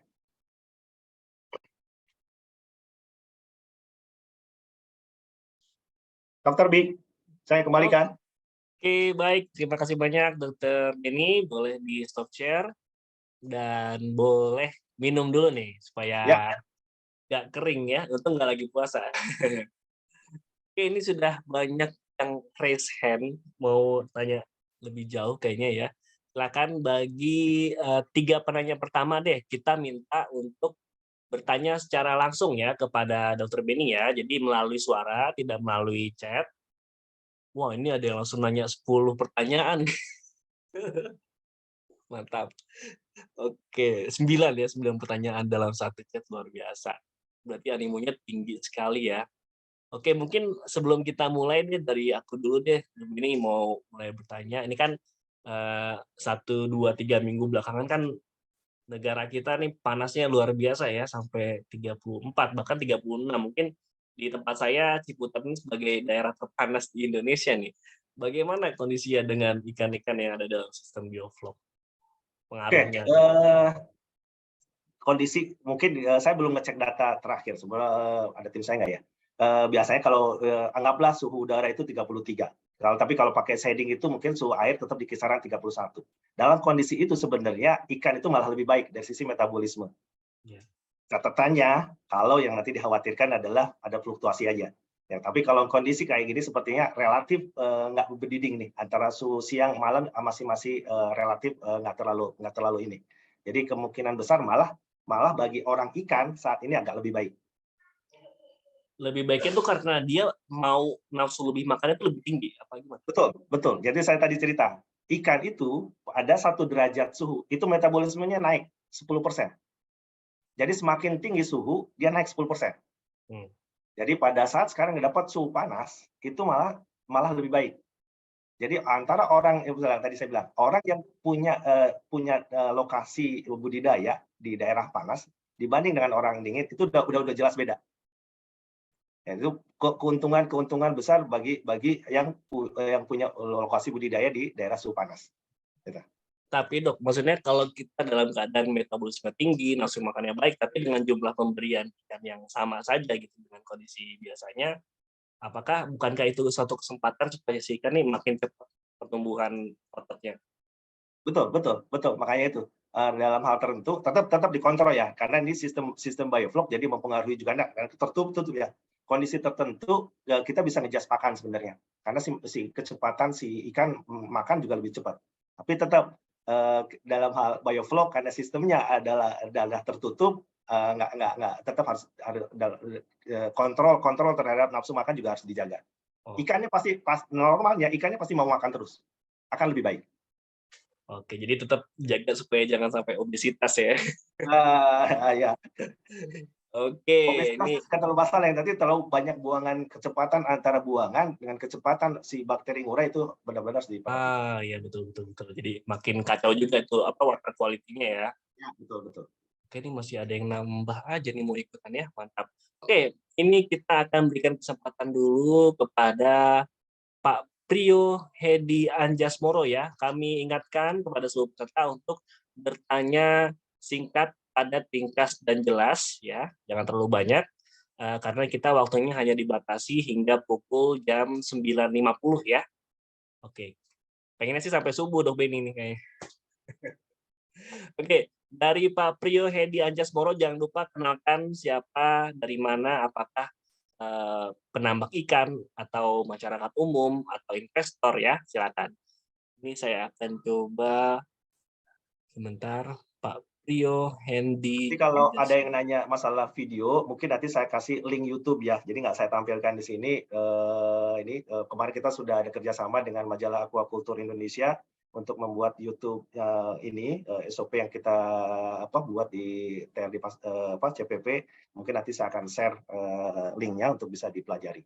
Wow, ini SOP-nya nih yang paling mahal sebenarnya ya. Ini malah dikasih gratis dari CPP ya Dok? Ya, kita karena bukan itu yang kita jual. Semakin banyak orang berbudidaya, kita juga punya. Wah, siap, kita tunggu nih SOP-nya Dok. Oke, Pak Prio Hedi Anjasmoro, silakan. Di-unmute. Baik, terima kasih Pak. Assalamualaikum warahmatullahi wabarakatuh. Waalaikumsalam warahmatullahi wabarakatuh. Jadi gini Pak, saya kan nama saya Prio, pembudidaya ikan di wilayah Kabupaten Pandeglang, Provinsi Banten. Ya. Jadi saya pernah melihat biofloc pilik teman, Pak. Pertama itu terkait listrik, Pak. Ya. Nah, listrik ini ternyata menjadi kendala dari usaha biofloc. Apalagi di Pandeglang suka mati lampu. Nah, itu pertama. Solusinya apa, Pak? Karena itu pertama. Yang kedua, kalau tadi kan 90 hari, Pak. 90 hari panen. Itu ukuran benih nila berapa bulan tuh, Pak? Karena teman saya sampai mungkin 4 bulan lah ya. 4 bulan baru panen, 4 bulan lebih. Padahal ya tadi dah seperti acuan dari Google, dia baca di Google gitu, Pak. Ya. Nah, yang terakhir kok bau ikannya kok bau lumpur, Pak ya? Ya. Terima kasih, Pak. Oke. Langsung dijawab, Dr. Wino? Langsung, Dok, supaya nggak numpuk. Oke. Pertanyaan pertama itu terkait teknis untuk masalah listrik ya. Sebenarnya untuk beberapa ini satu yang wajib itu sebenarnya punya genset, tapi ada solusi sebenarnya tadi penggunaan supercharge yang pakai motor Yamaha sebenarnya. Jadi ada sudah modifikasi seperti itu untuk yang masalah energi. Kemudian yang masalah kedua masalah umur budidaya. Kita sebenarnya sudah ada percontohan Pak di daerah Pandeglang di kawasan di Pak Ustadz Maulana, kita ada percontohan di situ. Mungkin Bapak juga bisa ngecek ke situ. Kemarin kita sudah panen yang pertama, cukup lumayan hasilnya. Di mana itu, Pak? Daerah dekat-dekat Mandalawangi situlah. Saya nggak hafal nama lokasi pastinya, tapi saya sering ke situ untuk ngecek. Mungkin nanti kita bisa sharing ininya. Untuk ini ya teknisnya. Mungkin satu saat saya janji ke beliau untuk bikin ngumpul di sana lah ya untuk area Pandeglang ya. Kemudian ya itu satu pastikan bibit itu yang tadi Pak, bibitnya dari sumber yang bisa dipercaya. Kedua proses jantanisasi Pak, penting ya, itu penting. Jadi kalau terlalu banyak betina itu kemungkinan errornya besar ya. Jadi pastikan dulu itu. Jadi Bapak jangan asal beli bibit. Ya, kalau di grup kita di CPP untuk daerah Pandeglang sebenarnya cukup banyak kita di situ mitra kita. Kemudian yang tadi yang pertanyaan terakhir bau lumpur. Nah, bau lumpur itu muncul karena Bapak kolamnya terlalu banyak plankton. Plankton itu muncul karena kurang shading, nggak ada atap, nggak ada paranet di atas. Jadi itu muncul, air itu terlalu sering hijau. Hijau itulah yang menyebabkan namanya bau lumpur. Geosmin segala macam itu sumbernya dari plankton. Nah, kalau air Bapak itu coklat, dinominasi oleh bakteri, saya jamin nggak sampai 100%, tapi 99, sekian persen nggak akan ada bau lumpur. Saya bisa pastikan itu. Ya, jadi makanya sebenarnya penting orang bioflok itu suka melupakan yang namanya shading. Ya, jadi itu penting. Jadi harus diperhatikan masalah shading tadi supaya nggak capek masalah penggunaan molasnya, dan yang terakhir itu tadi masalah bau lumpur. Kalau terlalu sering hijau, sering berbusa, terus-terusan begitu, kemungkinan bau lumpurnya besar. Ya. Oke. Cukup? Ini Ya, makasih Pak, cukup Pak. Terima kasih Pak. Pak Priyo benar nggak pakai shading di kolamnya? Pakai Pak. Bekas Ada. hatchery Pak, bekas hatchery. Bekas hatchery. Iya, Hatchery berarti ada atap. ada Atapnya transparan atau asbes. asbes. Berarti gelap. Gelap. Enggak sih, enggak pakai asbes plastik. Oh, oke. Berarti pertanyaannya warna airnya seperti apa? Hijau Waduh. apa coklat? Lupa kalau enggak lihat. Kalau Bapak masih ke bau lumpur itu, udah kemungkinan besar warna airnya ada hijaunya. Oh, iya. Ya. Ya, baik Pak. Makasih Pak. Oke, ini mungkin karena transparan tadi ya, Dok Ben ya. Ya, betul.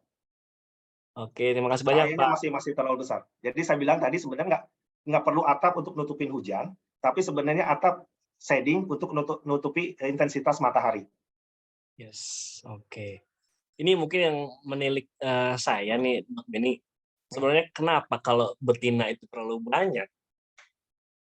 Ya, betina di ikan itu kalau betina terlalu banyak, nanti di ikan nila dia akan terlalu cepat reproduksi. Energinya akan lebih banyak nanti ke arah reproduksi, cepat bertelur. Jadi kalau kecepatan tumbuh antar betina dengan jantan itu beda untuk di ikan. Jadi terutama di nila ya. Jadi kita makanya proses jantanisasi, bahkan ada teknologi untuk YY untuk benar-benar menghasilkan anakan itu Kromosom. jantan semua gitu, monosek gitu. Wow. Tapi memang ada kolam terpisah khusus untuk si betinanya untuk reproduksi bibit benih berarti ya. Ya, jadi kalau di ini ada penggunaan hormon sebenarnya. Jadi di tahap larva itu ada penggunaan hormon di situ untuk di ikan. Masih diizinkan untuk penggunaan hormon untuk proses jantanisasi. Oke. Bagaimana cara pengaplikasiannya? Tunggu di seri selanjutnya ya. Mantap, udah penasaran. Oke, selanjutnya dari Pak Iman Ihsanuddin. Silakan perkenalan diri dulu. Halo Pak Iman. Ini nggak usah nanya, dia ini yang mengembangkan SOP di Pasar Kemis. Sekarang dia lagi di Arab, itu lagi di Nakwa, Arab Saudi. Oke, berarti nanti launchingnya sama dokternya juga boleh ini buat SOP. Dia lagi dari Arab dia nih. Mantan CPP yang sekarang di Arab nih. Waduh, Assalamualaikum. Waalaikumsalam. Bagaimana kabar Pak? Alhamdulillah baik. Ya saya masih banyak harus belajar sama Pak Beni ini. Saya salah satu muridnya Pak Beni. Lanjut Pak. Oke Pak, ada beberapa pertanyaan nih Pak yang sedikit ya. Yang pertama, adakah perhitungan minimal terkait dengan titik aerasi Pak? Karena banyak simpang siur di kalangan para pembudidaya gitu terkait dengan titik aerasi, karena semakin banyak titik aerasi semakin banyak membutuhkan PK ya di kapasitas mesin itu. Jadi terkait dengan investasi yang besar dan konsumsi listrik yang lumayan besar gitu terkait dengan titik aerasi. Jadi semakin efisien titik aerasi itu menurut para petani semakin efisien juga cost untuk produksinya. Itu adakah perhitungan yang efektifnya? Terus yang nomor 2 untuk size variasi Pak ketika awal tebar itu optimalnya di size berapa gram gitu Pak? Apakah ada perbedaan nila hitam atau nila merah? Dan yang selanjutnya, bisakah dilakukan double density Pak di fase-fase awal? Misalkan di fase 1 bulan awal dilakukan double density, misalkan normal density 100 ekor per kubik gitu, dan di fase awal di 1 bulan awal dilakukan double, dan setelah 1 bulan pemeliharaan baru dilakukan split. Karena terkait di petani juga untuk investasi kolam terpal sekarang semakin kesini semakin naik Pak, begitu. Terus yang keempatnya, bagaimana tindakan preventif untuk menghadapi di sisa penyakit-penyakit gitu Pak, yang terkait kan, maaf kalau saya salah gitu ya, kalau di suhu-suhu tinggi itu kan Streptococcus mulai rentan gitu Pak. Apakah di suhu yang Bapak sampaikan 32, 33 itu masih fase aman, atau adakah tindakan preventif seperti pemberian vaksin atau yang lain sebagainya Pak? Begitu. Terima kasih banyak Pak. Oke. Saya belum tentu hafal semua nih pertanyaannya. Satu, masalah titik aerasi ya. Iya Pak. Oke, titik aerasi sangat tergantung sebenarnya dari bentuk aerasi yang digunakan ya. Mau itu batu aerasi, selang aerotub, atau membran filter. Dan itu juga sangat-sangat benar. Kecenderungan orang lebih melihat aerasi itu dari oksigen yang dihasilkan, bukan tidak agak melupakan arus. Ya, sebenarnya ada solusi kalau misalkan, oh, gua lebih senang pakainya tadi selang aerotub karena diameter bubble-nya itu lebih kecil, lebih bagus caranya. Oke. Tapi benar harus perhatikan, ada solusi yang ditawarkan kemarin oleh Dr. Juli sebenarnya kayak menambahkan arus di bawah. Jadi menambahkan kayak pompa di bawah untuk ngaduk di bawah. Jadi ada bagus seperti itu. Nah, kalau masalah titik aerasi itu tadi sangat-sangat tergantung sebenarnya satu, kekuatan dari si mesin blower itu sendiri, batu aerasi atau yang digunakannya apa. Jadi saya belum melihat patokannya harus seperti apa. Bagi saya adalah patokannya adalah hasil yang dihasilkan yang berapa. Ada nggak titik zona matinya di situ? Selama itu nggak ada, saya oke. Jadi belum ada perhitungan, karena kalau hitung agak ribetnya itu tadi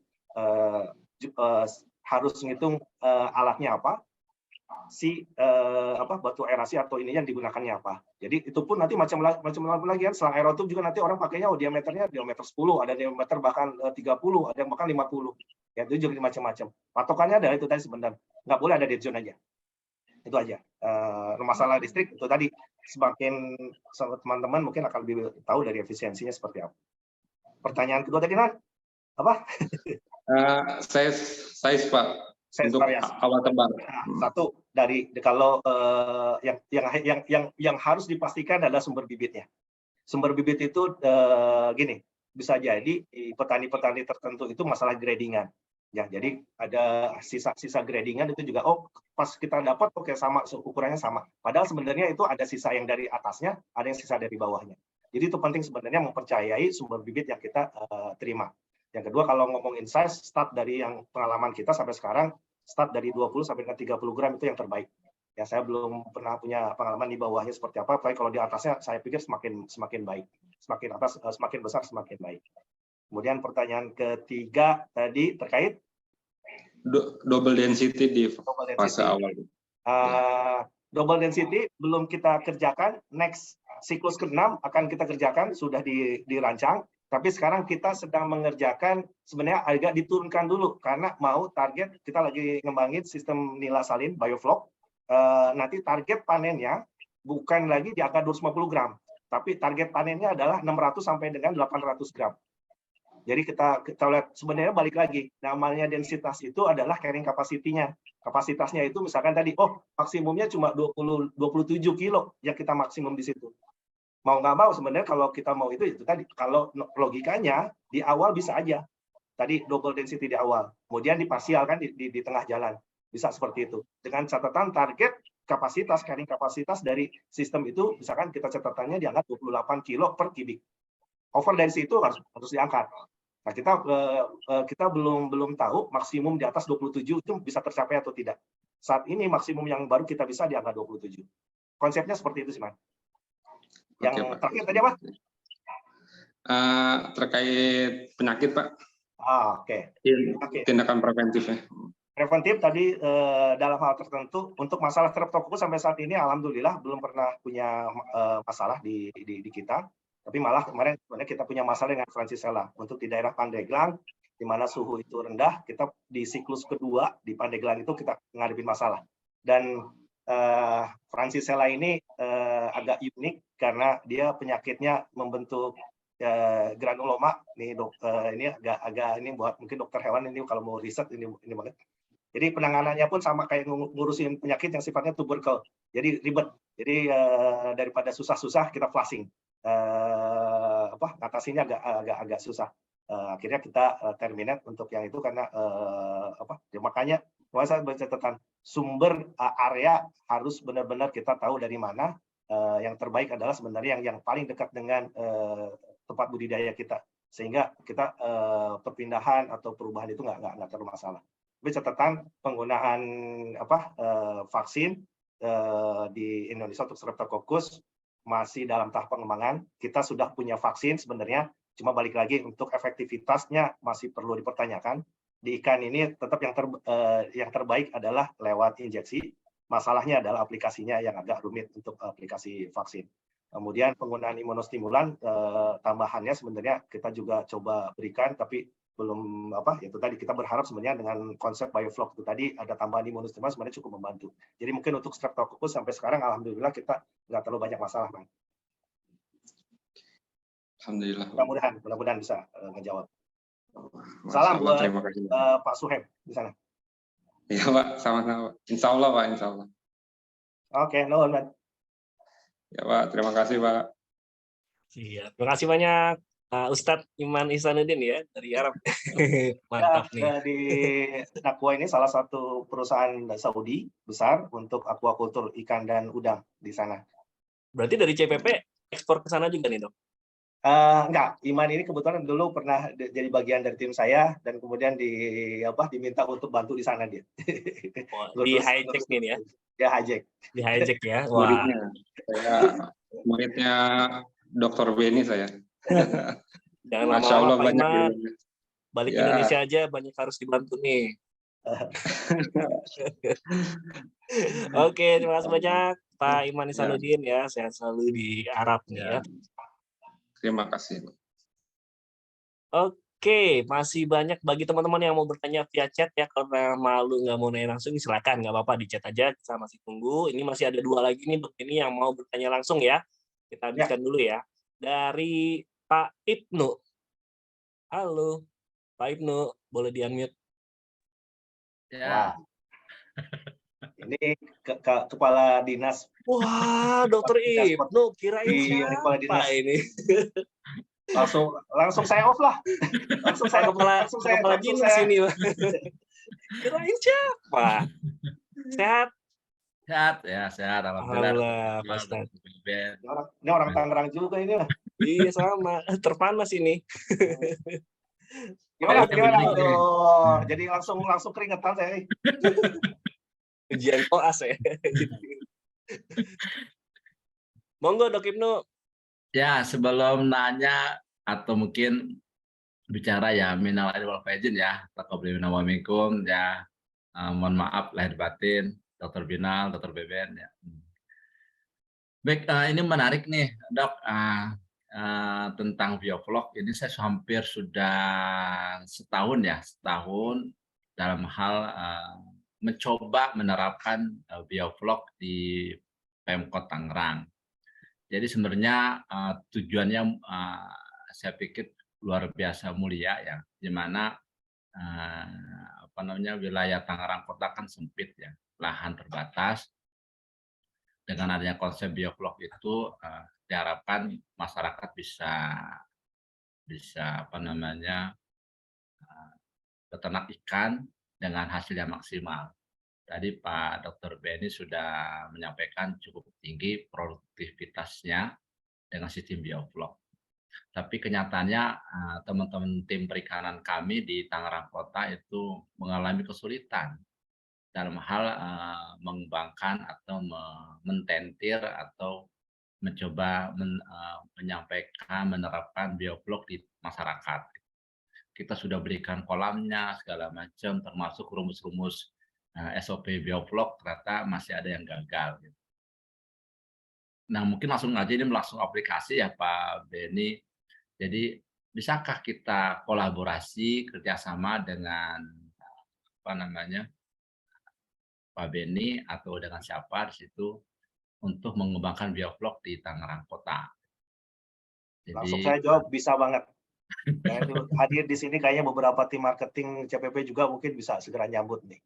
oke gitu. Jadi pernah kita apa namanya bekerjasama tentang hidroponik ya. Waktu itu kita mencoba tentang hidroponik di Tangerang Kota kerjasama dengan Hidrofarm dan mereka apa namanya antusias.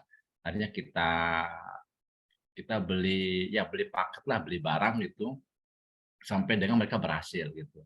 Sehingga mereka mengembangkan pasca kerjasama mereka bisa mengembangkan selanjutnya. Nah mungkin dengan apa Benny ini dengan tim ya, gimana sistem kolaborasinya, gimana sistem MOU-nya, budgeting-nya segala macam, mungkin nggak harus mahal, yang penting ilmunya sampai dan itu bisa dikembangkan di masyarakat. Di Tangerang Kota itu ada beberapa titik kelompok wanita tani. Dalam satu areal itu ada kolam ikannya, ada tanaman hidroponiknya, juga ada tanaman sayurannya, termasuk cabai yang itu mereka hasilnya lumayan bagus dan hasilnya sebagian bisa diserahkan kepada fakir miskin atau orang-orang yang stunting, di mana kan biar masyarakat yang tidak mampu membeli atau tidak punya uang disupport dari lokasi KWT itu. Nggak hanya ikan, juga sayuran juga yang lainnya. Nah, dari itu mungkin ya dari hasil tadi saya lihat presentasinya, saya sih cenderung langsung aplikatif. Bagaimana kalau kita coba nih gitu di Tangerang Kota gitu. Siap. Dan juga siap nyambut. halo. Ya.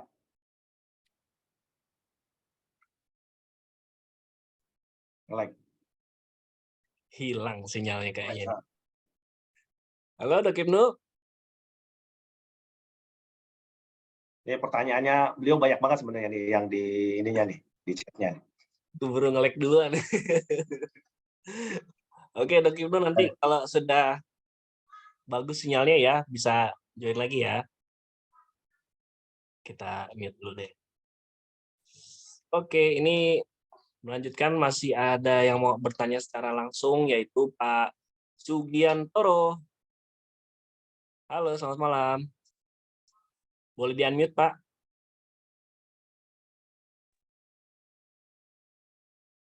Halo Pak selamat malam. Malam, silakan perkenalan. Assalamualaikum warahmatullahi wabarakatuh. Waalaikumsalam warahmatullahi wabarakatuh. Waalaikumsalam warahmatullahi wabarakatuh. Di orang jauh juga ini. Wah, apa kabar Dokter Benny? Makan balik. Baik, alhamdulillah. Iya. Ini kebetulan saya Agak agak terlambat ini. Ini mah. Agak terlambat saya ini. Lihat dokternya Benny, Dokter Benny kok ada status, kok ada Zoom malam ini. Saya baru tahu malam ini malam. Agak terlambat ngikutin. Jelas dokter ya? Ya. Jadi gini, ya kapan hari kan kita juga dapat rekomendasi dari Dokter Benny juga via Pak Didi untuk kita uji coba bioflok di Jember. Jadi ada rekomendasi dari Dokter Benny juga untuk yang kita lakukan di Jember. Nah, yang pertama mungkin ini ya seperti ada pertanyaan dari dokter siapa tadi yang di Arab, itu kan kita masih bingung menentukan titik setiap lokasi itu, misalkan kita pakai kolam bundar segala macam itu, misalkan diameter 7, diameter 20, itu semestinya berapa realnya untuk mengukur gelembung udara yang keluar setiap titik itu berapa, itu yang pertama. Yang kedua, kita juga ada kesulitan, kita juga sering coba untuk untuk blowernya itu kan pakai uniring, terus pakai batu aerasi. Ini kan juga sama-sama perlu perawatan. perlu pembersihan. Bahkan kalau yang lama itu juga apa yang sekarang jadi lebih efektif untuk gelembung udara yang masuk di ini, yang apa namanya, yang di kolom tersebut. Itu yang kedua. Yang ketiga, kita juga dari beberapa trial yang sudah kita lakukan di Jember, ada beberapa yang terjadi ada human error juga sebenarnya.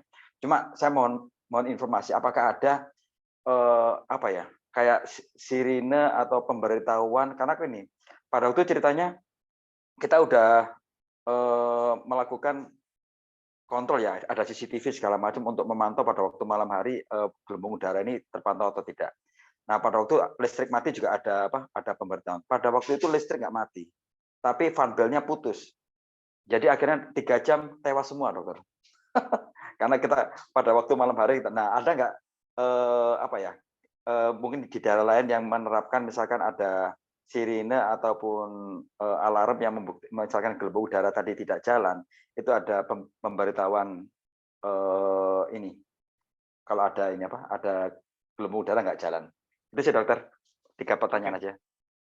Oke, saya jawab ya, Dr. Binel ya. Jadi untuk yang tadi kasus yang pertanyaan pertama, pertanyaan kedua nyangkut mirip dengan pertanyaannya Iman. Jadi saya belum berani memastikan masalah titik aerasi itu dasarnya apa, jumlahnya harus berapa.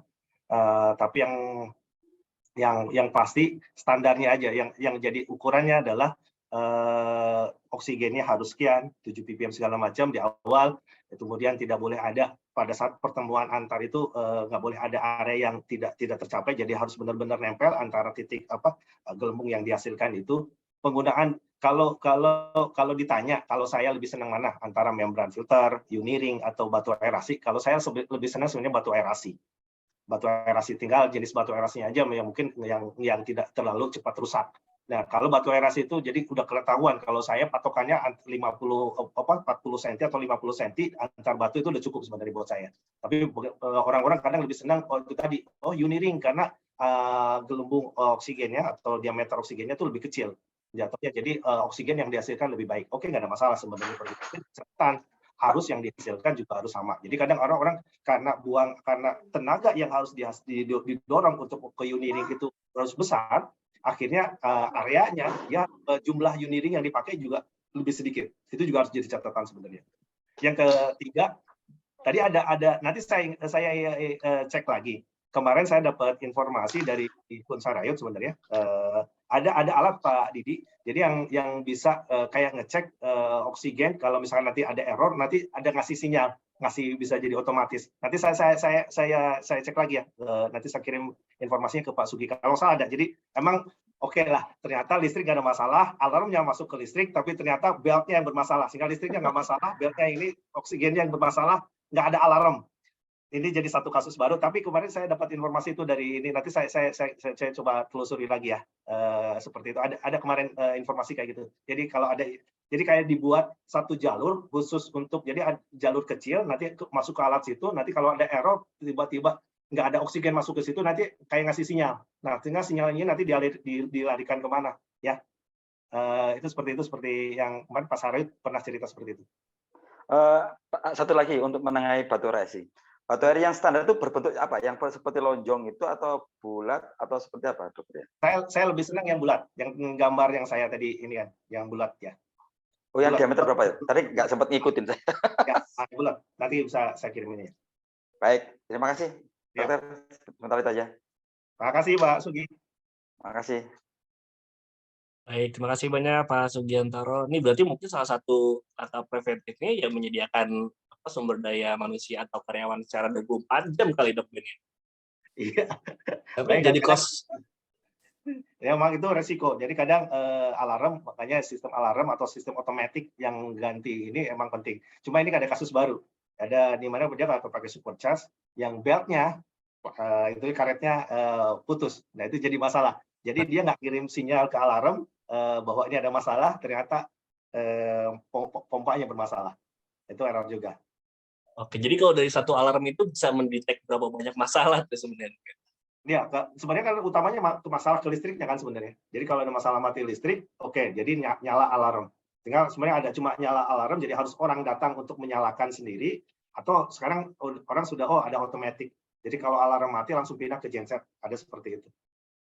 Berarti ya paling benar sediakan mes karyawan ya di situ ya. Karena itu nggak jamin juga orang kita orangnya pas tidur Tidur, lelah, iya. ya, kalau nggak ini udah. Oke, baik, kita akan masuk ke sesi tanya jawab yang dikirim via chat nih, Dok Beni. Mungkin jawabannya straightforward aja ya, karena kita sisa setengah jam lagi nih. Ya. Karena yang nanya juga banyak ya. Silakan Dokter Anissa, minta tolong di share screen pertanyaannya. Terima kasih. Oke, dari Dokter Ibnu. Nah, ini mungkin tadi sempat nge-lag tadi ya. Ada 9 pertanyaan. Monggo Dok, langsung satu-satu dijawab saja. Oke. Ada orang konsepnya itu untuk budidaya ini lebih senang by vlog, vlognya dulu dibuat, baru masukin ikan.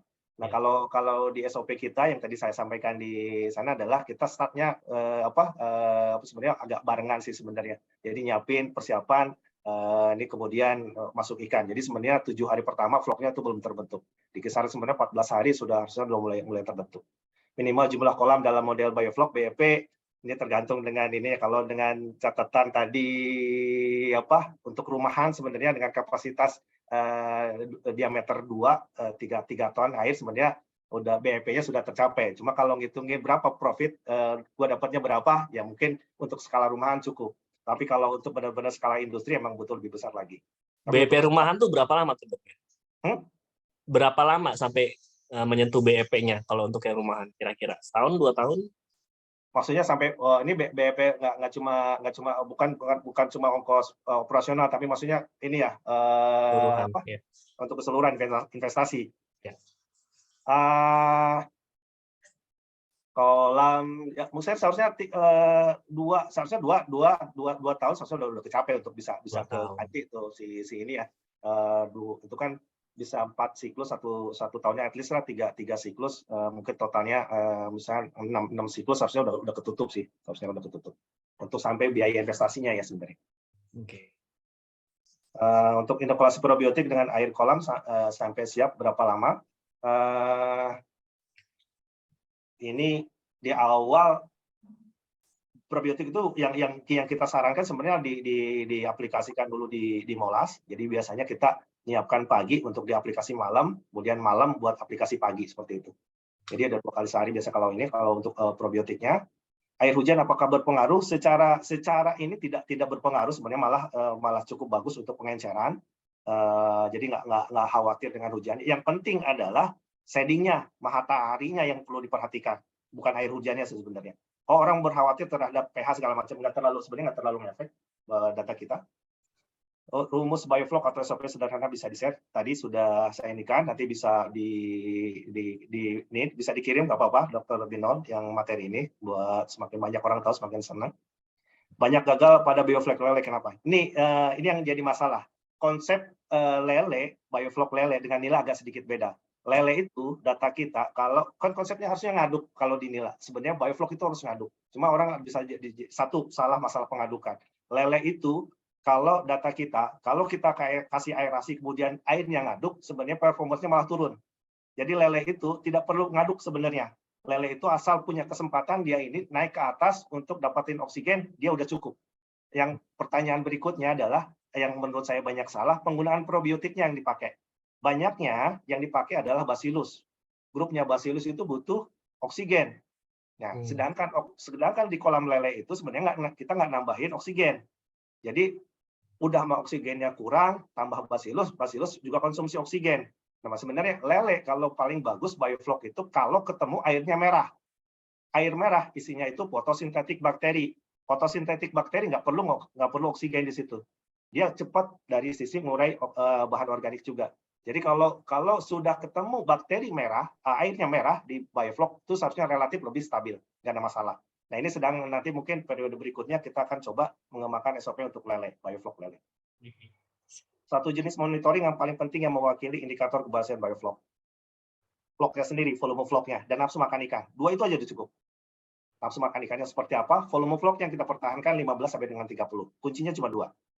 Jenis ikan penting, ada rekomendasi lokasi bibit. Ya, nanti kalau jadi kerjasama, mungkin yang terbaik adalah kita rekomendasikan punyanya CPP. Pak Ibnu ya. Dan harian, disiplin dan teliti harus ya, wajib banget. Apakah Dalet Digital mengganti monitoring harian? sudah ada dikembangkan beberapa alat yang digital yang bisa lewat aplikasi, cuma dari sisi cost nanti biaya alatnya, toolsnya lebih mahal dibanding kolamnya. Jadi saya nggak rekomendasikan. Yang utama itu tadi sebenarnya pengamatan harian aja. Ini nuntut ulet, nuntut teliti. Jadi kadang ya boleh kayak rumahan, tapi benar-benar orang rumah yang ngerjakan. Jangan orang kantoran yang mengerjakan.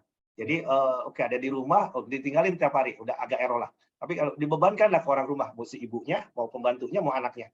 Jadi bisa seperti itu kalau memang itu jadi konsep di Tangerang untuk dijadikan industri rumahan seperti itu. Oke, jadi dari CPP sendiri ini menyiapkan dari hulu sampai hilir ya Dok Beni sebenarnya, walaupun nggak di handle langsung, tapi ada rekanan-rekanan yang bisa menyelesaikan itu semua ya Dok Ben? Ya, iya. Wow, mantap. Oke, lanjut ke pertanyaan kedua.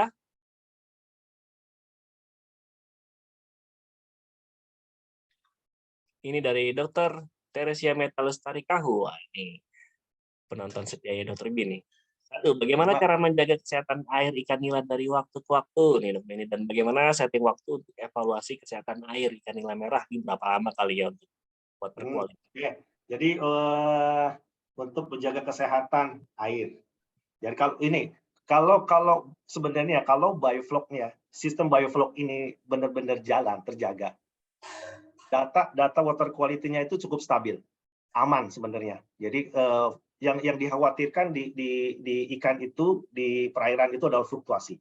Nah, kalau sistem bioflok ini, dengan adanya bioflok ini, sebenarnya fluktuasi itu benar-benar hampir nggak ada. Proses perubahan terjadi ada. Pergerakan dari mulai oksigen, dari mulai awal 7 sampai nanti ending mungkin 3 itu akan terjadi. Tapi grafiknya bagus, smooth. Kemudian untuk pH, yang mungkin dikhawatirkan perubahan pH. pH itu nggak akan terjadi fluktuasi karena sistemnya stabil seperti itu. Penurunnya udah jelas ada. Tapi itu tadi jelas turunnya. Nah, untuk hal-hal tertentu yang memang perlu diperhatikan, misalkan amonia, nitrogen, amonia, nitrit, nitrat, mungkin H2S itu yang mungkin jadi catatan. Tapi dalam konteks normal juga sebenarnya itu masih bisa dikendalikan.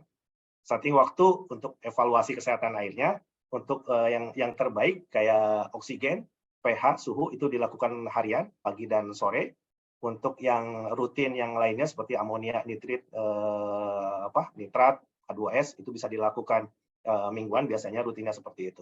Tapi balik lagi tergantung kalau memang ini skalanya skala apa. Kalau skala industri atau skala rumahan. Kalau skala industri kita sarankan memiliki alat itu, tapi kalau skala rumahan sebenarnya cukup dari pengamatan warna air, volume vlog, atau dengan nafsu makan ikan. Sebenarnya itu kunci. Warna air kadang menjadi, kalau di kolam ikan itu jadi penting. Semakin kita sering ngamatin warna air, biasanya korelasi dengan kesehatan itu cukup sangat berarti. Ya. Jika ada masalah langsung kontak timnya Dr. Beni ya, terutama untuk skala rumahan ya. Di CPP ini ada lengkap, ada Animal Health Service. Jadi tim service yang bisa datang ke lapangan dengan membawa peralatan yang dibutuhkan. Dan itu free of charge. Tuh, free, wow, mantap.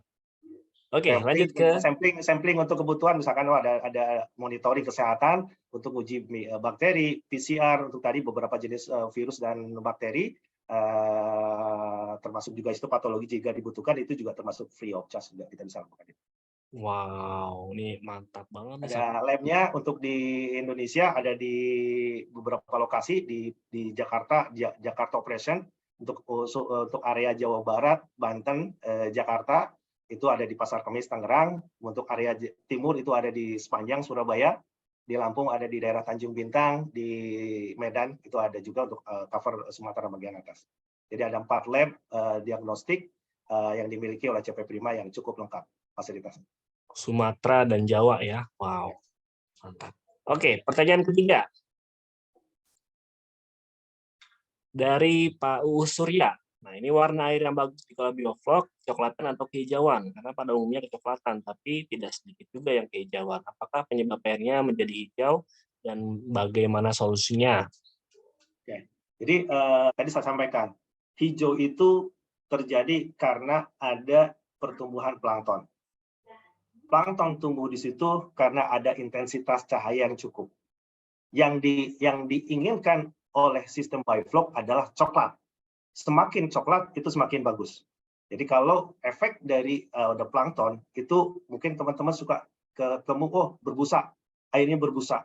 Itu karena ada plankton mati atau crash plankton. Nah, kalau crash plankton itu juga merugikan buat si ikan itu sendiri karena beban kotoran yang ada di situ juga cukup meningkat. Yang terakhir efeknya adalah kemungkinan bau lumpur di si ikan itu sangat besar. Jadi salah satu untuk ngatasin yang termudah adalah menambahkan shading paranet. Jadi untuk mengurangi intensitas cahaya yang masuk ke situ. Itu yang penting. Oke, ya berarti lagi-lagi shading ya. Ini harus bermain dengan itu yang sekarang saya banyak indikan untuk sampaikan ke petani karena itu banyak yang dilupakan orang, oh asal di tengah lapangan atau apa kayak gitu nggak ada penutup sama sekali. Itu berat banget sebenarnya. Sampai sebenarnya kalau nggak ada shading itu karena terus-terusan harus ganti plankton dengan bakteri seperti itu. Iya, malah jadi balapan ya. Ya, betul. Oke, semoga terjawab Pak Uus. Lanjut ke pertanyaan keempat dari Dr. Ferry Firdaus. Ini terkait suhu, apakah bioflok di suhu dingin bisa berjalan?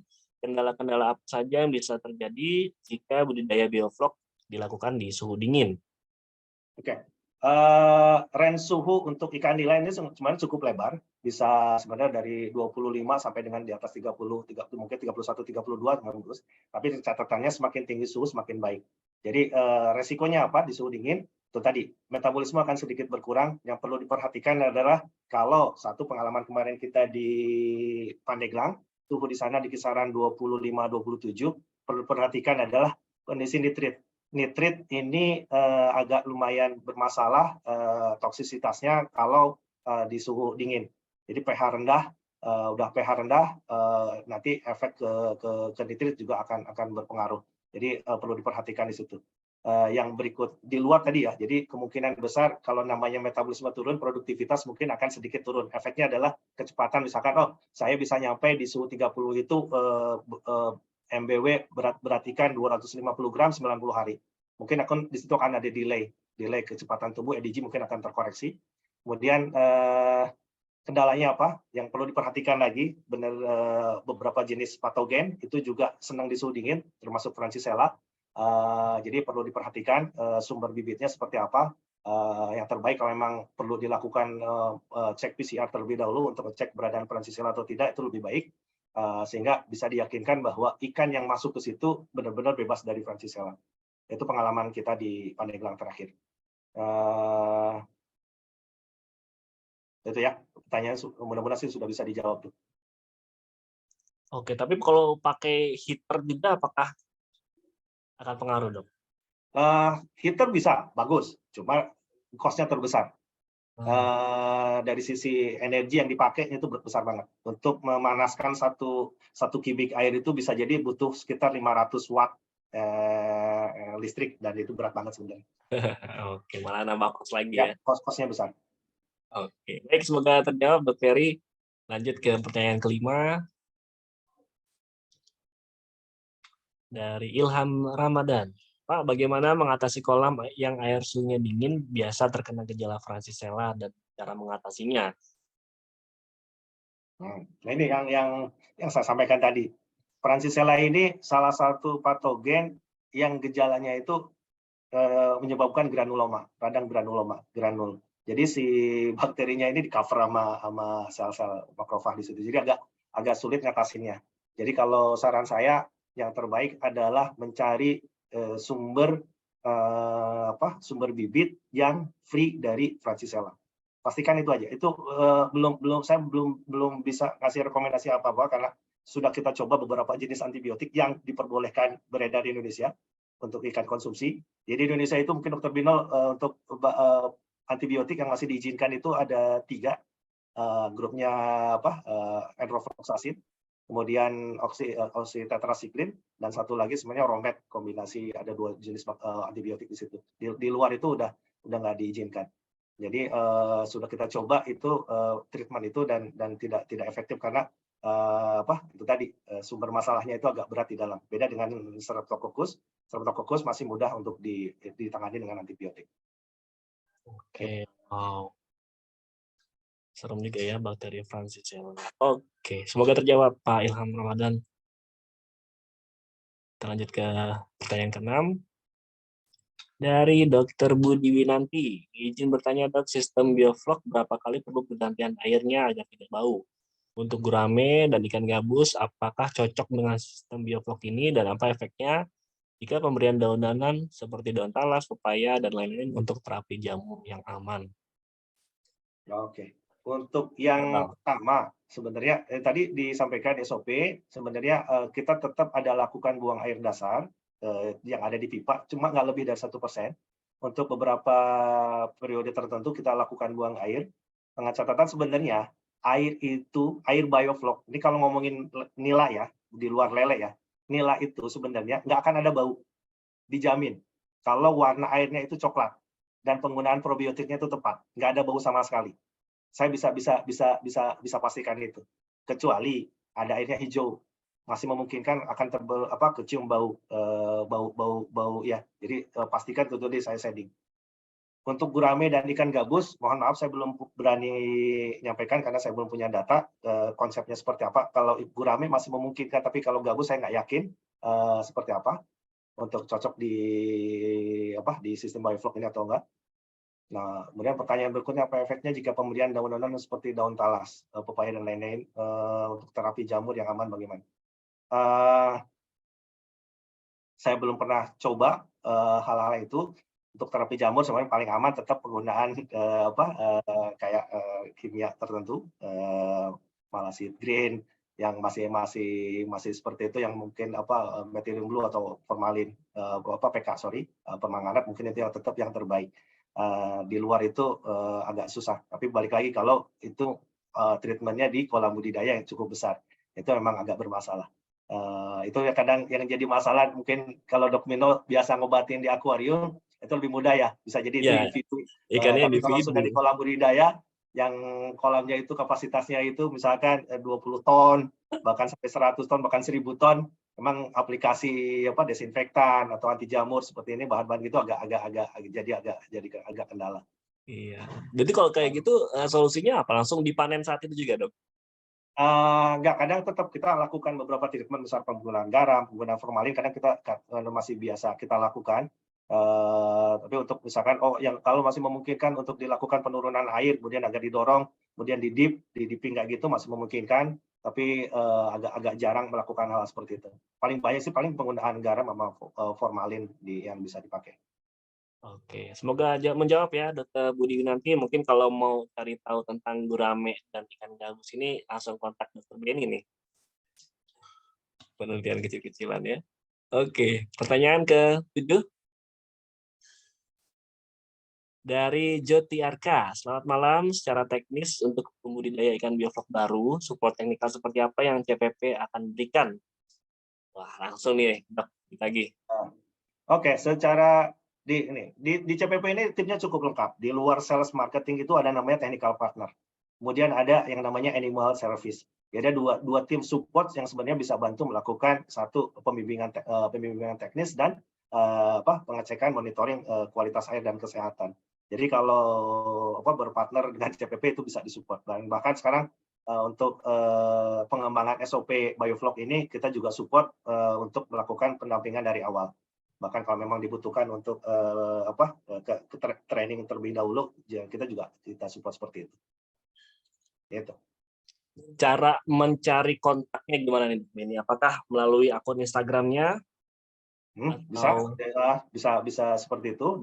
Ada CP_prima, beberapa di Facebook juga sebenarnya sudah ada. Mungkin bisa link CP Prima, itu mungkin banyak di situ teman-teman yang resmi maupun yang mungkin personal, tapi dari grup CP Prima juga ada di situ.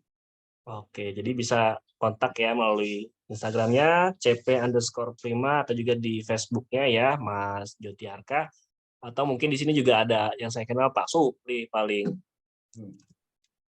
Nih ada Supriyadi ya, mungkin kalau butuh area mana nih Pak Joti Arka nih bisa langsung kontak nih, ada Supriyadi ya.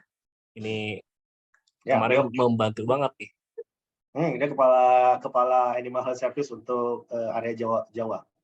Oke, kita panggil kali ya, boleh ya, Pak Supri. Halo Pak Supri. Wah, kalau Cocok nih. daerah Tangerang bisa datang ke Pasar Kemis langsung, Pak Jo. Bisa nanti diskusi dengan saya. Oke, siap nih Pak Jotiarka daerah Tangerang ya. Ini tinggal ngesot aja ibaratnya nih ya ke Pasar Kemis ya. Langsung sama Dokter Beni dan Pak Supri nih bisa nih.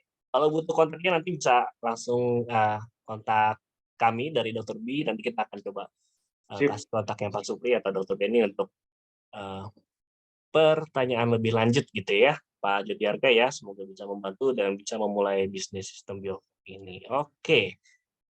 Pertanyaan terakhir, apakah masih ada? Dok Anissa sudah habis. Mantap sekali nih, udah jam 21.51 juga nih Dok Beni. Mungkin kita akan mencoba memilih, ada hadiah nih Dok Beni, ada 5 pertanyaan terbaik. Dok Beni mau memilih atau? Tadi Pak Prio ya, yang Iman nanti kirimnya susah dia ke ini ke Arab. Oke, Pak Prio Hedi. Terus Dok Ibnu. Dok Ibnu. Terus yang Pak Jo. Tuh. Pak Jo Sugiantoro bukan? Ya, Pak Jo. Pak Sugiantoro, oke. 2 lagi. Bu Budi Winanti. Oh, Budi Winanti. Oke, dan satu lagi. Ini siapa ya tadi? Oh, Dr. Ferry Firdaus. Oke. Oke, siap. 5. Oke, kita akan sampaikan sekali lagi pemenang pertanyaan terbaik. Ini yang pertama Pak Prio Hedi, yang kedua Dr. Ibnu, yang ketiga Pak Sugiantoro, keempat Dr. Budi Winanti, dan juga kelima Dr. Ferry Firdaus. Terima kasih. Pak Sugi nggak usah. Oh, Pak Sugi nggak usah. Diganti siapa nih? Dr. Teresia. Oh, Dr. Meta. Oke, siap. Berarti diganti Dr. Meta ya. Oke, selamat. Nanti kita akan minta datanya dan pengiriman hadiahnya mohon ditunggu. Ini dipersembahkan oleh PT Central Proteina Prima. Terima kasih banyak ya, dan selamat. Kemudian terakhir kita ada closing statement. Ini silakan terkait materi pada malam hari ini. Oke, sekali lagi terima kasih waktunya tim Dr. B, The Vet Show, dikasih kesempatan untuk bisa sharing ilmu di sini, dan bagi teman-teman semua yang sudah pernah melakukan sistem bioflok ataupun mau belajar, yang penting adalah sebenarnya ya semua sistem harus benar-benar dipelajari lebih dalam lagi di awal sebelum kita memulai, daripada nanti kita gagal. Dan kami CP Prima siap bantu untuk mewujudkan itu. Jadi kita selalu siap, tim kita selalu siap. Di Pasar Kemis ada fasilitas untuk bisa datang, untuk bisa melihat kegiatannya seperti apa, dan kita sangat terbuka. Dan kalau misalkan nanti dibutuhkan pertemuan lanjutan, kita sangat terbuka untuk bisa ke arah sana. Bagi teman-teman dokter hewan yang tertarik mengenai penyakit, mungkin bisa kita nanti atur ulang dengan Dokter B untuk next-nya, mungkin untuk bisa belajar lagi tentang pendalaman tentang masalah penyakit di aquaculture. Terima kasih sekali lagi, ini kesempatan yang sangat berharga buat saya pribadi dan bagi perusahaan untuk bisa sharing ilmu seperti ini. Terima kasih Dokter B. Assalamualaikum warahmatullahi wabarakatuh. Waalaikumsalam warahmatullahi wabarakatuh. Ini luar biasa, terima kasih banyak sekali lagi Dr. Beni Halaludin dan juga PT Central Proteina Prima yang telah berkenan untuk berbagi bersama kita ya. Mungkin materi malam hari ini untuk yang baru pemula ya, begitu seperti saya, sistem bioflok ini kalau nggak praktek secara langsung kayaknya nggak kebayang sih harus seperti apa gitu ya. Dan mungkin kalau misalnya saya kasih pertanyaan ke teman-teman gimana nih, apakah perlu kita adakan workshop-nya nih di Pasar Kemis nih? Kalau ada yang mau silakan komentar mau. Kita nanti akan siapkan ya. Oke, mungkin ini ada pertanyaan juga Dr. Beni dari peserta, apakah bisa mendapatkan materinya? Bisa banget. Bisa, nanti dikirim. Oke, untuk materinya teman-teman kita akan kirimkan via email ya. Wah, dari Pak Prio perlu sekali, dari Pak Simon Jaya mau ya. Oke, ini boleh juga nih kita akan adakan workshop kapan-kapan Dr. Beni. Itu barusan saya kirim link YouTube. Kalau teman-teman mau lihat ada sedikit gambaran cerita tentang SOP biovlog ya. Mungkin tadi Pak Prio atau siapa yang pengen lihat YouTube-nya bisa lihat. Atau Pak Simon tadi kalau nggak salah. Silakan bisa dilihat. Oke, kita akan copy ya. Dan sekali lagi juga kita mohon izin untuk rekamannya kita posting ulang di YouTube channel Dr. Biduk Show ya, Dok ya. Ya, siap. Oke, jadi teman-teman yang mungkin perlu di-refresh lagi atau mungkin sempat kepotong sinyalnya jelek, nanti kita akan dalam seminggu ke depan posting rekaman video dari podcast ke-73 ini. Ini ada yang raise hand nih, Dok Benny. Mungkin karena masih sempat, boleh lah ya. Dari Pak Soleh. Halo, Pak Soleh. Mau tanya atau kepencet? Boleh di-unmute? Enggak ya, oke. Oh, sudah telat. Ya udah, nggak apa-apa. Nanti bisa tanya ke Dr. Benny langsung ya, Pak Soleh ya. Dan juga buat teman-teman semuanya, nanti kita akan kasih file mentahan sertifikat ya yang akan kita kirimkan bersama materi via email. Jadi nanti tolong dicek emailnya lagi dalam 1, 2, 3 hari ke depan, terutama folder spamnya ya. Kalau memang tidak ada di inbox, cek folder spamnya. Dan terakhir ini dari kita nih, boleh di-share, Dr. An?